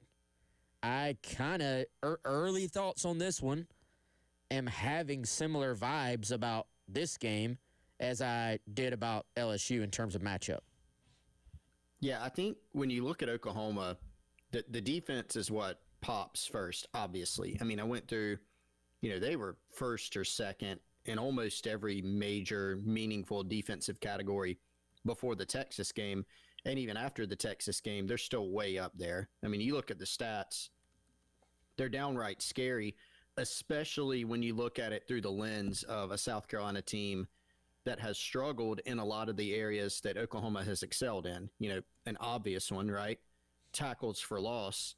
Oklahoma's leading the country. South Carolina's given up way too many negative plays, tackles for loss, sacks when they're on offense. And so you look at that and you go, man, you really don't like this matchup. And you're kind of searching for, okay, is there anything that Oklahoma's not good at defensively? Then you scroll down and go, oh, man, okay, red zone scoring. Cool. Oklahoma, they're 97th in the country in red zone scoring. So if you get down there, they haven't been as good. And then you dive in deeper to that stat. Oh, Oklahoma's only allowed 9 red zone trips all season. Whoops. So it is a tough challenge, especially for a team that, again, has had a South Carolina team that's had issues with a lot of the areas that Oklahoma has been really good at exposing opponents. But I think there's something interesting here. Oklahoma's had maybe not as many tests as some of their SEC counterparts have had. That a very close game against Auburn. Apparently, Auburn's MO is to almost beat like everybody on their schedule, but not. They've had a ton of tight games. I watched some of that game, but I was surprised to go back and look at the drive chart and find, Auburn did put together a couple of impressive drives. It wasn't just, okay, they hit a 65-yard touchdown pass. Okay, they had an explosive run. They put together a couple of actual lengthy drives against a very stingy Oklahoma defense. And that's an Auburn offense that, as we all know, guys, has had a lot of struggles this year. Now, they were aided on a couple of drives by penalties. I know Auburn fans would say they should have benefited from more penalties throughout that game, as has been the theme throughout the SEC this year. The point is, this is a huge challenge when you're looking at South Carolina's offense versus Oklahoma's defense. But I do think, even in that, there are some opportunities that you could take advantage of. I think Shane Beamer pointed out yesterday, look, this is an Oklahoma defense that is absolutely going to create some negative plays. There are going to be some ugly runs. There's going to be tackles for loss. There's probably going to be some sacks. Can you pick yourself up off the mat, stay the course, and try to go make some things happen? He mentioned Oklahoma's Havoc tape, which is basically, Beamer on Mondays will watch a tape of the opposing team's tackles for loss, sacks. Typically at this point of the year, there's about 30 plays. He said Oklahoma's had 68. So they, wreak havoc. But Carolina has been good, or pretty good this year, even with all their struggles on offense, at creating some explosive plays. We've seen some in the run game. We've seen some in the pass game. You look at the Missouri game, look at the long run against LSU. I think that's actually an early key to the game for me. Carolina is going to have to be able to create some explosive plays, whether it's through the air, running the ball, both. That's the key to the game for me. Still a huge challenge, of course. Well, and, can South Carolina in 1 week, essentially, with a new O-line coach, eliminate some of the pre-snap issues they've had that have just blown up drives to this point? Because I do think, in no way am I saying this is not a great Oklahoma defense. They obviously are really, really good. The more you kind of dive in, though, like you said, Chris, Auburn has struggled on offense. That's part of the reason why Freeze is on the hot seat is he's an offensive guy. His offense has not done anything this year. Kent State, who they shut out, is in the top 117. Yeah, they're bad in the country. Yes, they are 117 in the country. Texas, which it's been a huge talking point how much they have struggled on offense, and they found some things I think last week against Oklahoma's defense. Texas, and I know this is just very surface level, preliminary, easy. Like we're talking points per game, but still gives you a little context. Texas, 71st in the country right now. Temple is actually statistically one of the better offenses against the opponents they play anyway that Oklahoma has played. Michigan, I think they're about a top 60 or so offense. Like they've been okay. Yeah. 59 in the country. And you're talking about you had a freshman quarterback who was going on the road in his first major environment for Michigan. So they have been great. Sure. Are they just completely like this is the steel curtain? There's no chance at all for you to move the football against these guys at home if you're South Carolina. To me, it kind of goes back again to look in the mirror. Like a lot of it is going to be about can you not have all these self-inflicted issues? Like, yeah, you're going to give up some negative plays against them. That's just expected. But can you not have it be pre-snap, procedural? Can you take advantage of your opportunities when you move the ball? It seems like a lot of similarities about what we talked about last week, as you pointed out.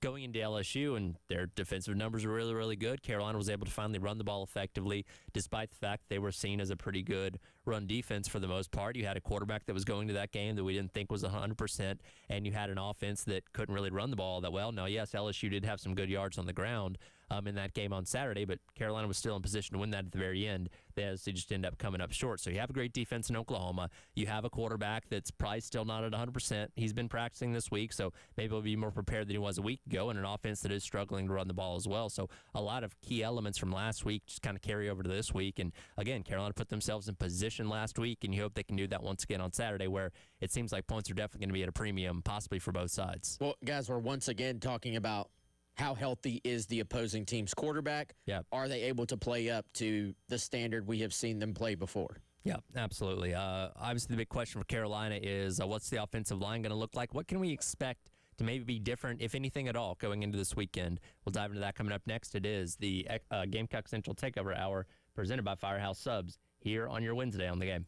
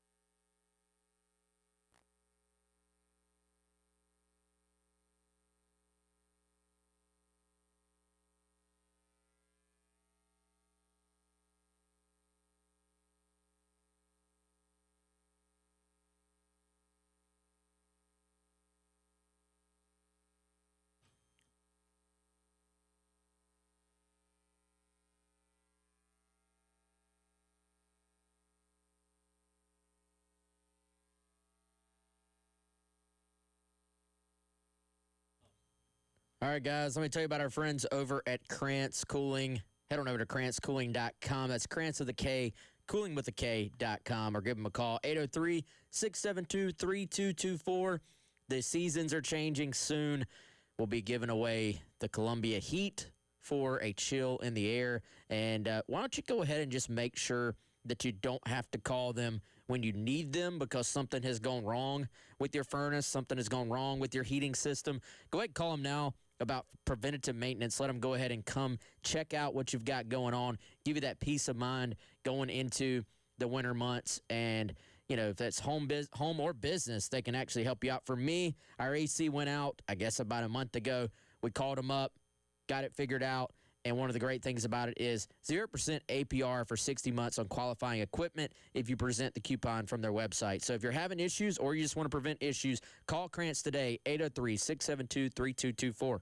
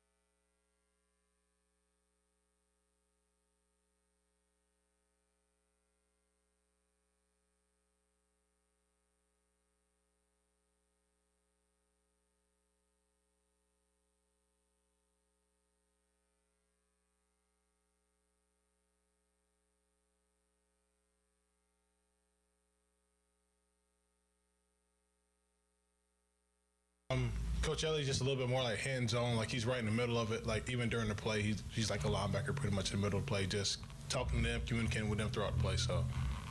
Welcome back in. It is the Gamecock Central Takeover Hour presented by Firehouse Subs. Tyler West and Chris with you on our Wednesday here on the game. That was the North Sellers yesterday.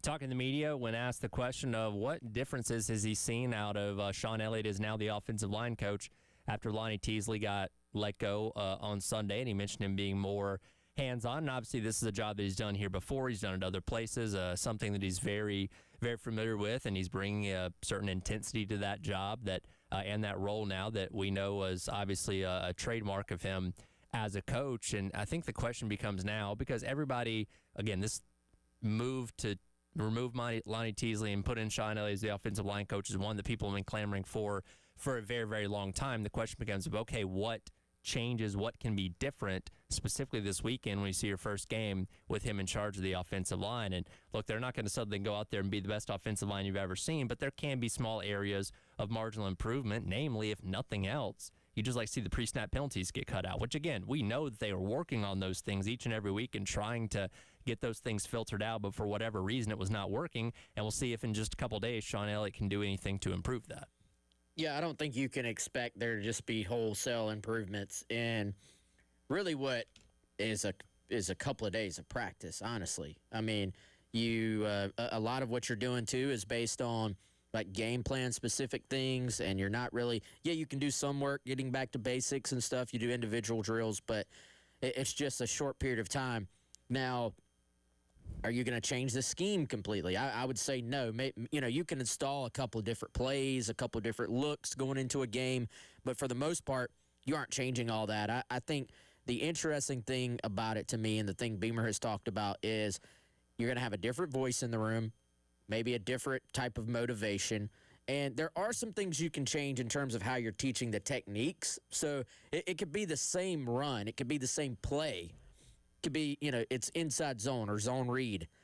Maybe there's a little bit of a different teaching point, a little bit different technique for how we're going to block this guy and then get to the next level. A little bit different, like, all right, we've explained this a certain way. It's even the same thing, but let's show it to them a little bit differently and just see if that kind of clicks. I've seen people saying, well, if Sean Elliott had the answers, why didn't he give them before? Well, there's a certain level of respect in the room that you don't really step on the toes of somebody else. And so now it is Sean Elliott's O-line room to run, his decisions to make. Chris, what does the personnel look like this week? I know that in some ways they've kind of just been a little bit stuck due to injuries. There's only so many options. However, there are a few options at center. There's a few options. I mean, I would imagine, if Tro and Shed are both good to go, Tro obviously is, but if Shed's good to go, I still think those are your two guards. But, do they make some changes at tackle? What does it look like at center? And did Nick Sharp do enough after not really playing at all for the early part of the year? Did he do enough this past week at LSU to maybe be in the mix for some run there at guard? Yeah, I think that's one of the many key questions, right, from a personnel standpoint.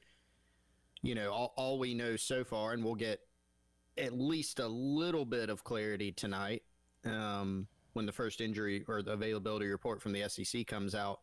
Shane Beamer's mentioned that the guys that were out were questionable. So you look at the offensive line, that's Casey Henry, that's, Nolan Hay, who started the Missouri game at center, that Shed. I would imagine, Wes, if I had to take a guess, that we're still not going to hear something one way or the other of, okay, this guy's out totally, this guy's definitely in. It's probably going to be a little bit murky. But if you have more of a full complement of players, how does that affect things? And even within who you actually have available, does Elliott make any tweaks? We've seen Jatavius Shivers play some. Does Sean Elliott, with a fresh set of eyes, say, hey, from what I'm seeing, Jatavius Shivers needs to play more? I don't know. That's going to be something very interesting to see as we go throughout this thing. Guys, I think if South Carolina had been playing this season extremely well up front, this would still be a concerning game. This would still be a game that I think you'll come out of, win or loss, saying, all right, there was some negative stuff up front. But I think your starting point has to just be, can you eliminate those huge errors, the procedural stuff, not missing as many assignments? Like, you're going to lose some one-on-ones. There's going to be some issues when you play a team like Oklahoma that's so talented, good up front, that does so much defensively to move the front and kind of create havoc, bring blitzes from a lot of different angles and places. That's going to cause you some issues. But if you can just have as a baseline the Kentucky game, right, the last home game, if you can have a performance along those lines from a procedural standpoint where you leave the game saying, all right, one false start, Like, you don't like that false start, but you can live with that. That'd be much better than what we've seen on the road in the last 2 road games. You have to wonder what those games would have looked like if you hadn't have had all those issues. And I think, like, I've seen a lot of takes about Lonnie Teasley's blocking scheme or Sean Elliott's blocking scheme. Again, the offensive coordinator generally is the guy who is setting the protections or setting, if you go run inside zone, the blocking scheme is an inside zone blocking scheme. To your point, though, Wes, do you teach it a little differently from a technical standpoint? Do you have some additional insights that can help your guys get a little bit incrementally better from week to week in a very short week, in a short practice time, and in a week where you have limited time to actually meet with them and get on the board and get, into the film? Can you help them get a little bit better there? And one other thing too, when you look at the run game, Shane Beamer pointed out, hey, maybe we've got a couple of more runs that maybe we haven't featured as much, or maybe we haven't featured at all so far this year, that Sean Elliott's had some success with in the past that they might add. I do think it seems likely we'll see, a couple of those wrinkles in the run game when they line up against the Sooners on Saturday. I do also wonder about the accountability standpoint as well. And again, we don't get to see practice a lot. We only get to see so much of camp and things like that. So how Lonnie Teasley was with his offensive line behind closed doors, we don't truly know. But there's an intensity of Sean Elliott that everybody's very well aware of, that, there may be more of a fear of messing up with a guy like that and not wanting to have to go back and, explain what happened and those kind of things. And I don't know how much of a difference it's going to make, but those are kind of the small things when you make a coaching change like this that can kind of change the mindset within the room itself that hopefully yields results on the field. But again, we know Elliott's an intense guy. We know he's going to hold these guys to a high standard, and hopefully that, again, translates to what you see on the field. Well, and can you create accountability? Like, fear is not necessarily a great thing either. Like, you want to be able to, you want for there to be accountability, but you want for guys to go play free and play with confidence as well. Is there, not every guy responds to certain coaching styles the same way. So there will, you're talking, here's the thing about the O-line too. You're talking about 5 guys in terms of your starters, but then, 5 more that are the backups. That's a lot of different personalities. That's a lot of different just, skill sets, a lot of different approaches to life and football and everything in between. So, frankly, when you have that many guys, I would imagine it's probably safe to say some of the individuals are going to respond very well. There's probably going to be an individual or 2 out of that group that's like, this ain't what I signed up for. And that's just kind of life with football. And I think with like the position group moving forward, that's going to kind of be determined, or that it will determine who's on the field from a personnel standpoint, who responds well to this, who goes out and says, well, I hate it for my guy Lonnie, because these guys do love Lonnie Teasley. Sure. Hate it for him, but now it's business.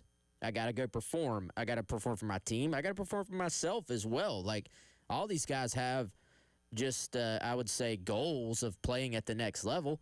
And many of these guys were extremely highly recruited, too. So I think it is going to be fascinating to see who responds well to this, who doesn't, who is it kind of just neutral with, and what this group looks like moving forward. But I do not expect it just to look night and day different on Saturday. I feel like that's setting your expectations far out of whack. Plenty more things to dissect from this game coming up on Saturday as the week goes along. But up next, since we're at the half point of the season, how does the SEC standing stack up to where the projections were before the season started? We'll dive into that coming up next.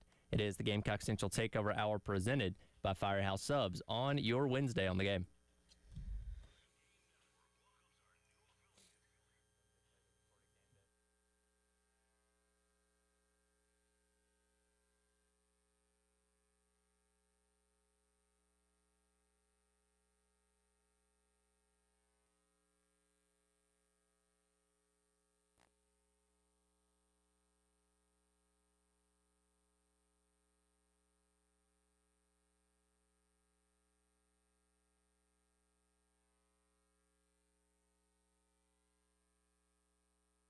Our friends over at Game Day Men's Health can help you as a man reclaim your vitality by optimizing hormone levels. They specialize in TRT or testosterone replacement therapy, which will help boost your energy and strength. And they're a lot different than other clinics that do similar things. They have in-house labs that can deliver your results in just 15 minutes. They're conveniently located in Northeast Columbia near I-77 and Two Notch Road. Comfortable man cave style clinics with TVs and refreshments while you wait. Also great, they don't use any long-term contracts. Flexible plans tailored to your needs. TRT tests available to check your levels with absolutely no obligation, and then ongoing monitoring committed to your success with expert guidance. You can get started by going to GameDayMen'sHealth.com/North-Columbia. Again, located just off I-77, or give them a call, 803-265-3161.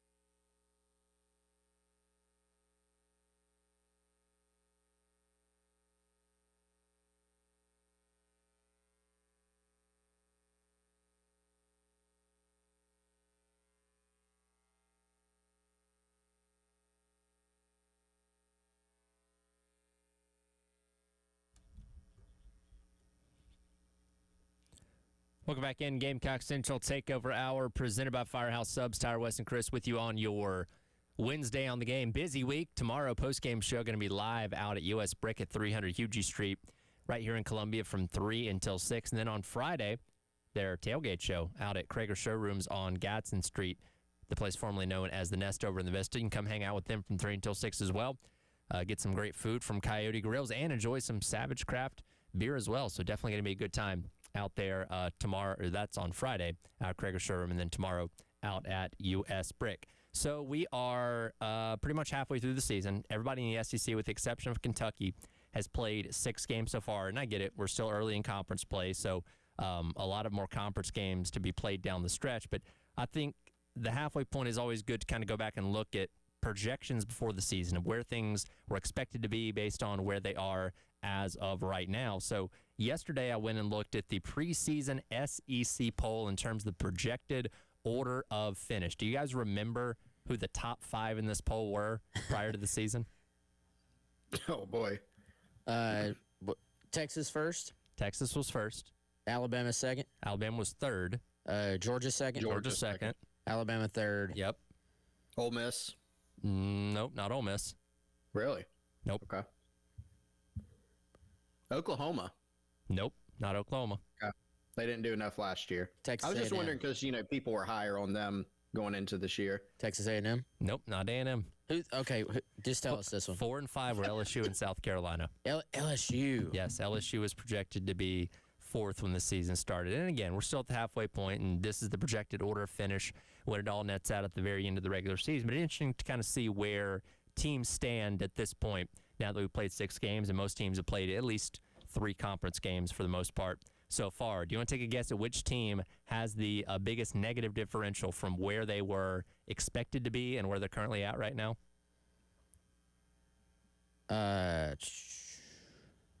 Is it South Carolina? It is South Carolina. Projected to be 5th. They are currently 12th. Wow. Yep, that makes sense. So what my eyes have seen, too. I was going to say, it kind of backs up what we've seen, unfortunately. Want to take a guess at who has the biggest positive swing from where they were projected to where they're at right now?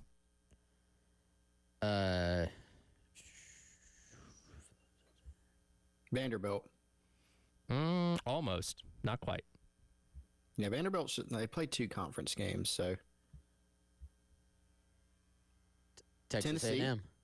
Texas A&M. Projected to be 8th, currently tied for 1st. Wow.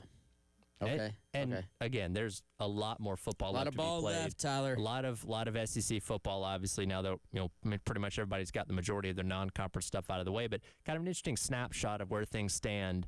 6 games of the year for everyone, with the exception of Kentucky. By the way, Kentucky's the only team that is currently sitting where they were projected out for the season, which is 15th.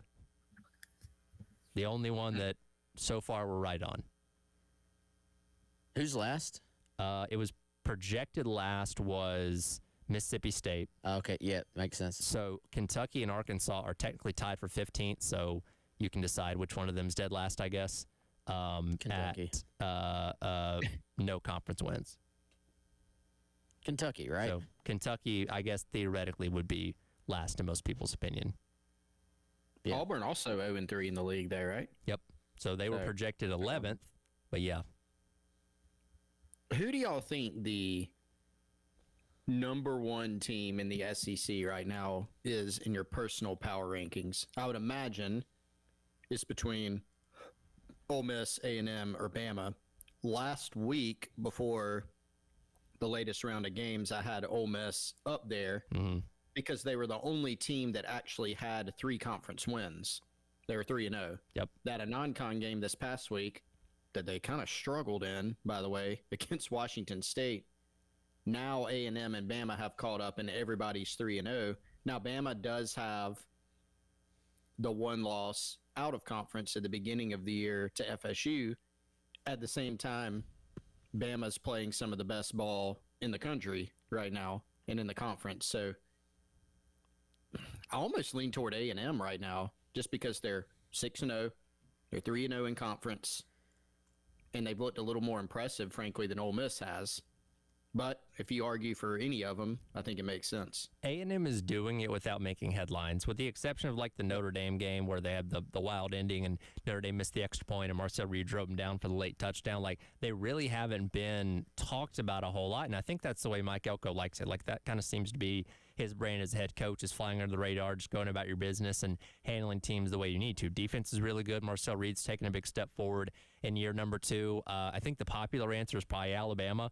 And I think that loss to FSU might have been the best thing to happen to them because it clearly lit a fire under them. And, you know, one thing we talked about with Kalen DeBoer, and this would have been a big talking point going into next week's game coming here, was, oh, this guy struggles on the road. Oh, his losses come on the road. When he leaves Bryant-Denny Stadium, you know, that's where his losses are going to come. They've beaten Georgia and Missouri on the road in the last 3 weeks. Like, that might not be an issue anymore. You know what I mean? So you have a quarterback that's playing like maybe the best quarterback in the country in Ty Simpson. Their defense isn't, you know, the Saban-era dominant defenses that were holding teams to 7 points, but they're doing enough. They're making plays when they need to, and obviously doing enough to win the games. To me, it's probably Alabama. I agree. Especially, like, I think if you're talking, like, purely resume, you know, you maybe say, hey, well, don't you go with one of these undefeated teams? But also, man, to play well 3 straight weeks like they have, that's just so hard to do. I mean, we even in the NFL with professionals, it's just hard to get your best effort, best execution 3 weeks in a row. And I don't look at any of those wins as being flukes. Like, I picked Missouri to beat Alabama because I thought they were just going to run all over them. And I assumed Ty Simpson had a big game, would like probably throw all over them, but I just thought at home Missouri would get that outside zone going. They would just ride Hardy, and that would be it. And to Bama's credit, like, they did not let him take over the game. So, yeah, it's not that typical Alabama traditional defense, but they are good enough. They still have plenty of talent, especially when you look at what they're doing on offense right now. I look at it like, all right, if you told me neutral site, who's the team in the SEC I would least want to play right now, it is probably Alabama. And South Carolina gets to play them next week. I agree with that. Like, it's kind of hard for me to not put A&M at the top because of the overall resume. But if you rank it in a different way and say, who's the scariest team? It probably is Bama. I mean, I do agree that, you know, sometimes coaches like John Calipari would all the time, we needed this loss. And I would kind of like roll my eyes with Kentucky basketball when he was there. He said that all the time. I do think that was the best thing that happened to them, in that the way they lost, how they got called out. They have really flipped the switch. And Ty Simpson, guys, has gone from, you know, a question mark to maybe being the guy that's going to win the Heisman Trophy. He's playing great football. He's making elite throws, elite decisions for the most part. And he has been a team leader. You know, you see some of the stuff coming out of Tuscaloosa, how he's, you know, gotten the guys together and basically ripped them, you know, in terms of what the expectations are. It makes sense. His dad's a coach. I think Ty Simpson's going to have a chance to be a coach one day if he wants to be. Like, he's just got that type of mentality and that kind of alpha leadership. You're right, Wes. They're not exactly where they need to be defensively, but their offense is clicking really, really well. And defensively, they've done enough over the past few weeks, too. Great win for A&M over Notre Dame, of course, at Notre Dame. Backs against the wall. But this 3-0 SEC start, how many combined wins do the 3 teams they've beaten have? A&M, 1. 1. Yeah. Florida's win over Texas. You have Ofer, Auburn, who you beat by 6 points in just an ugly game. Ofer, Mississippi State, who is better than we thought. Yep. That game's 31-9 final. It was close for a while. Sure. And then, of course, the win this past week over Florida. Yeah. Maybe they are destined for 8-4 after all. We'll see. Definitely a wide open year in the SEC. We'll come back, wrap up the hours. The Gamecock Central Takeover Hour presented by Firehouse Subs here on The Game.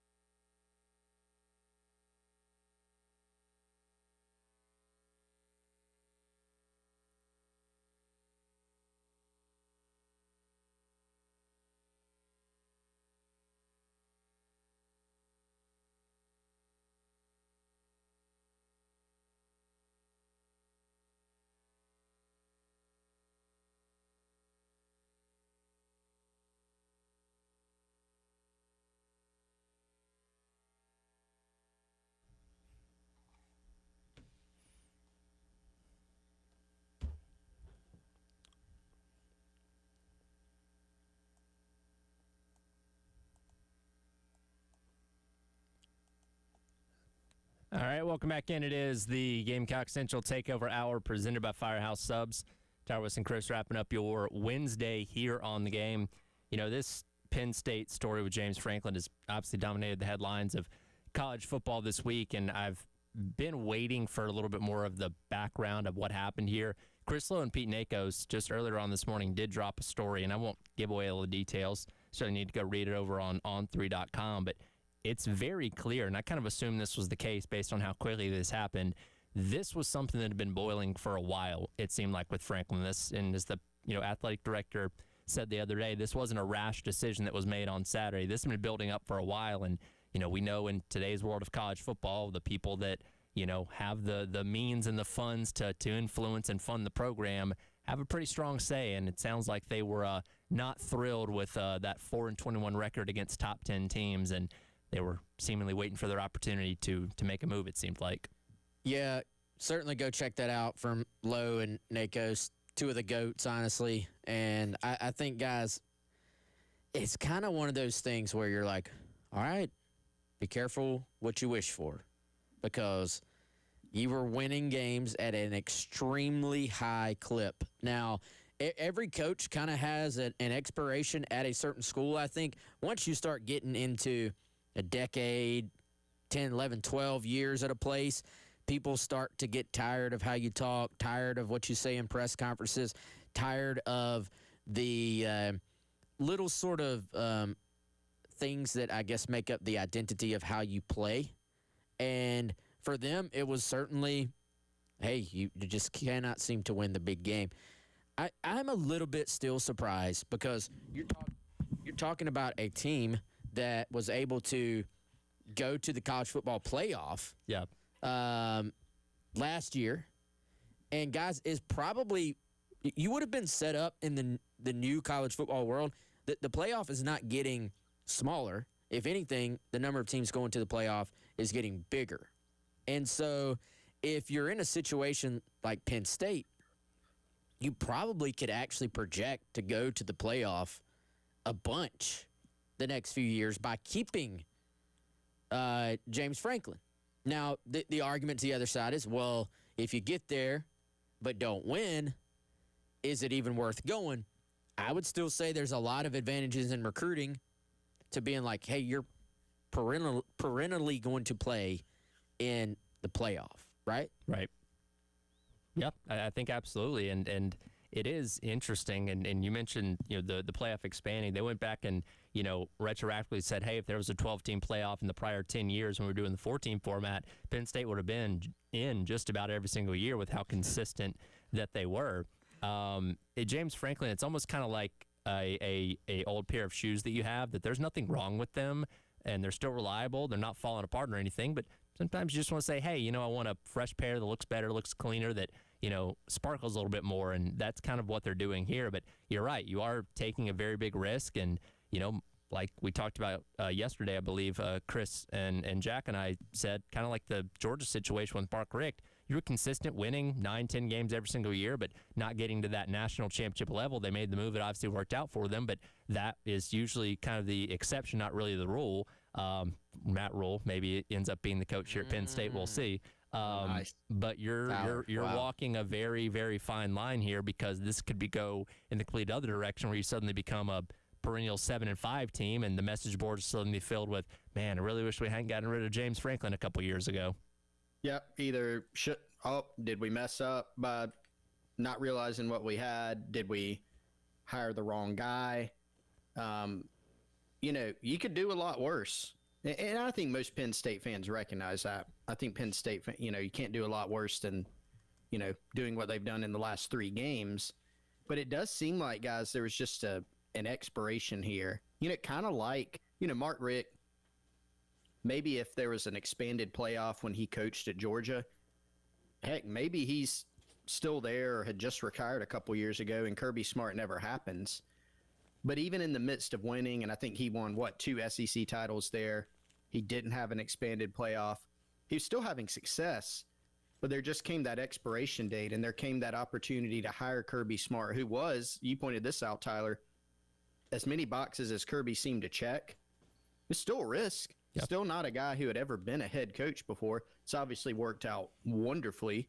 He's one of the best head coaches in the game. You know, you maybe argue the best right now.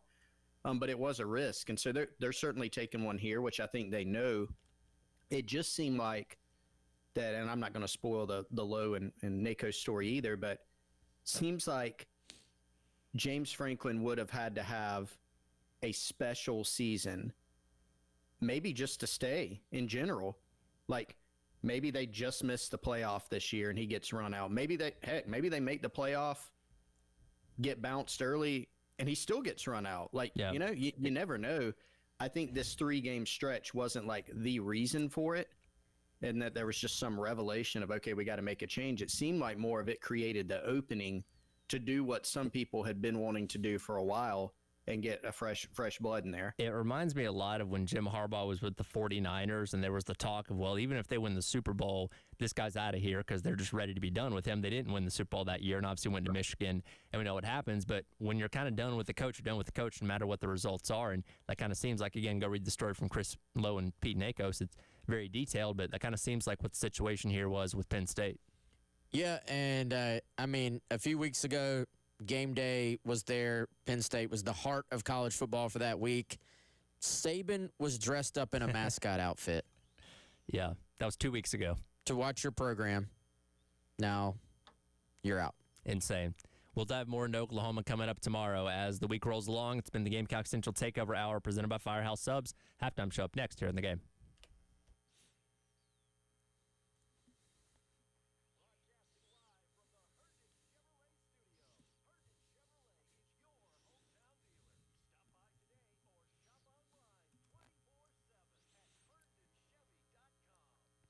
All right, folks, before I turn the mic over, let me tell you about our friends at Integrated Media, 803-948-8327, or integratedmediainc.com, where you can get more information about all of their great services. For me, when they came to my home, it was just about extending that Ethernet all around the house, making sure that my office was set up for streaming, for watching games.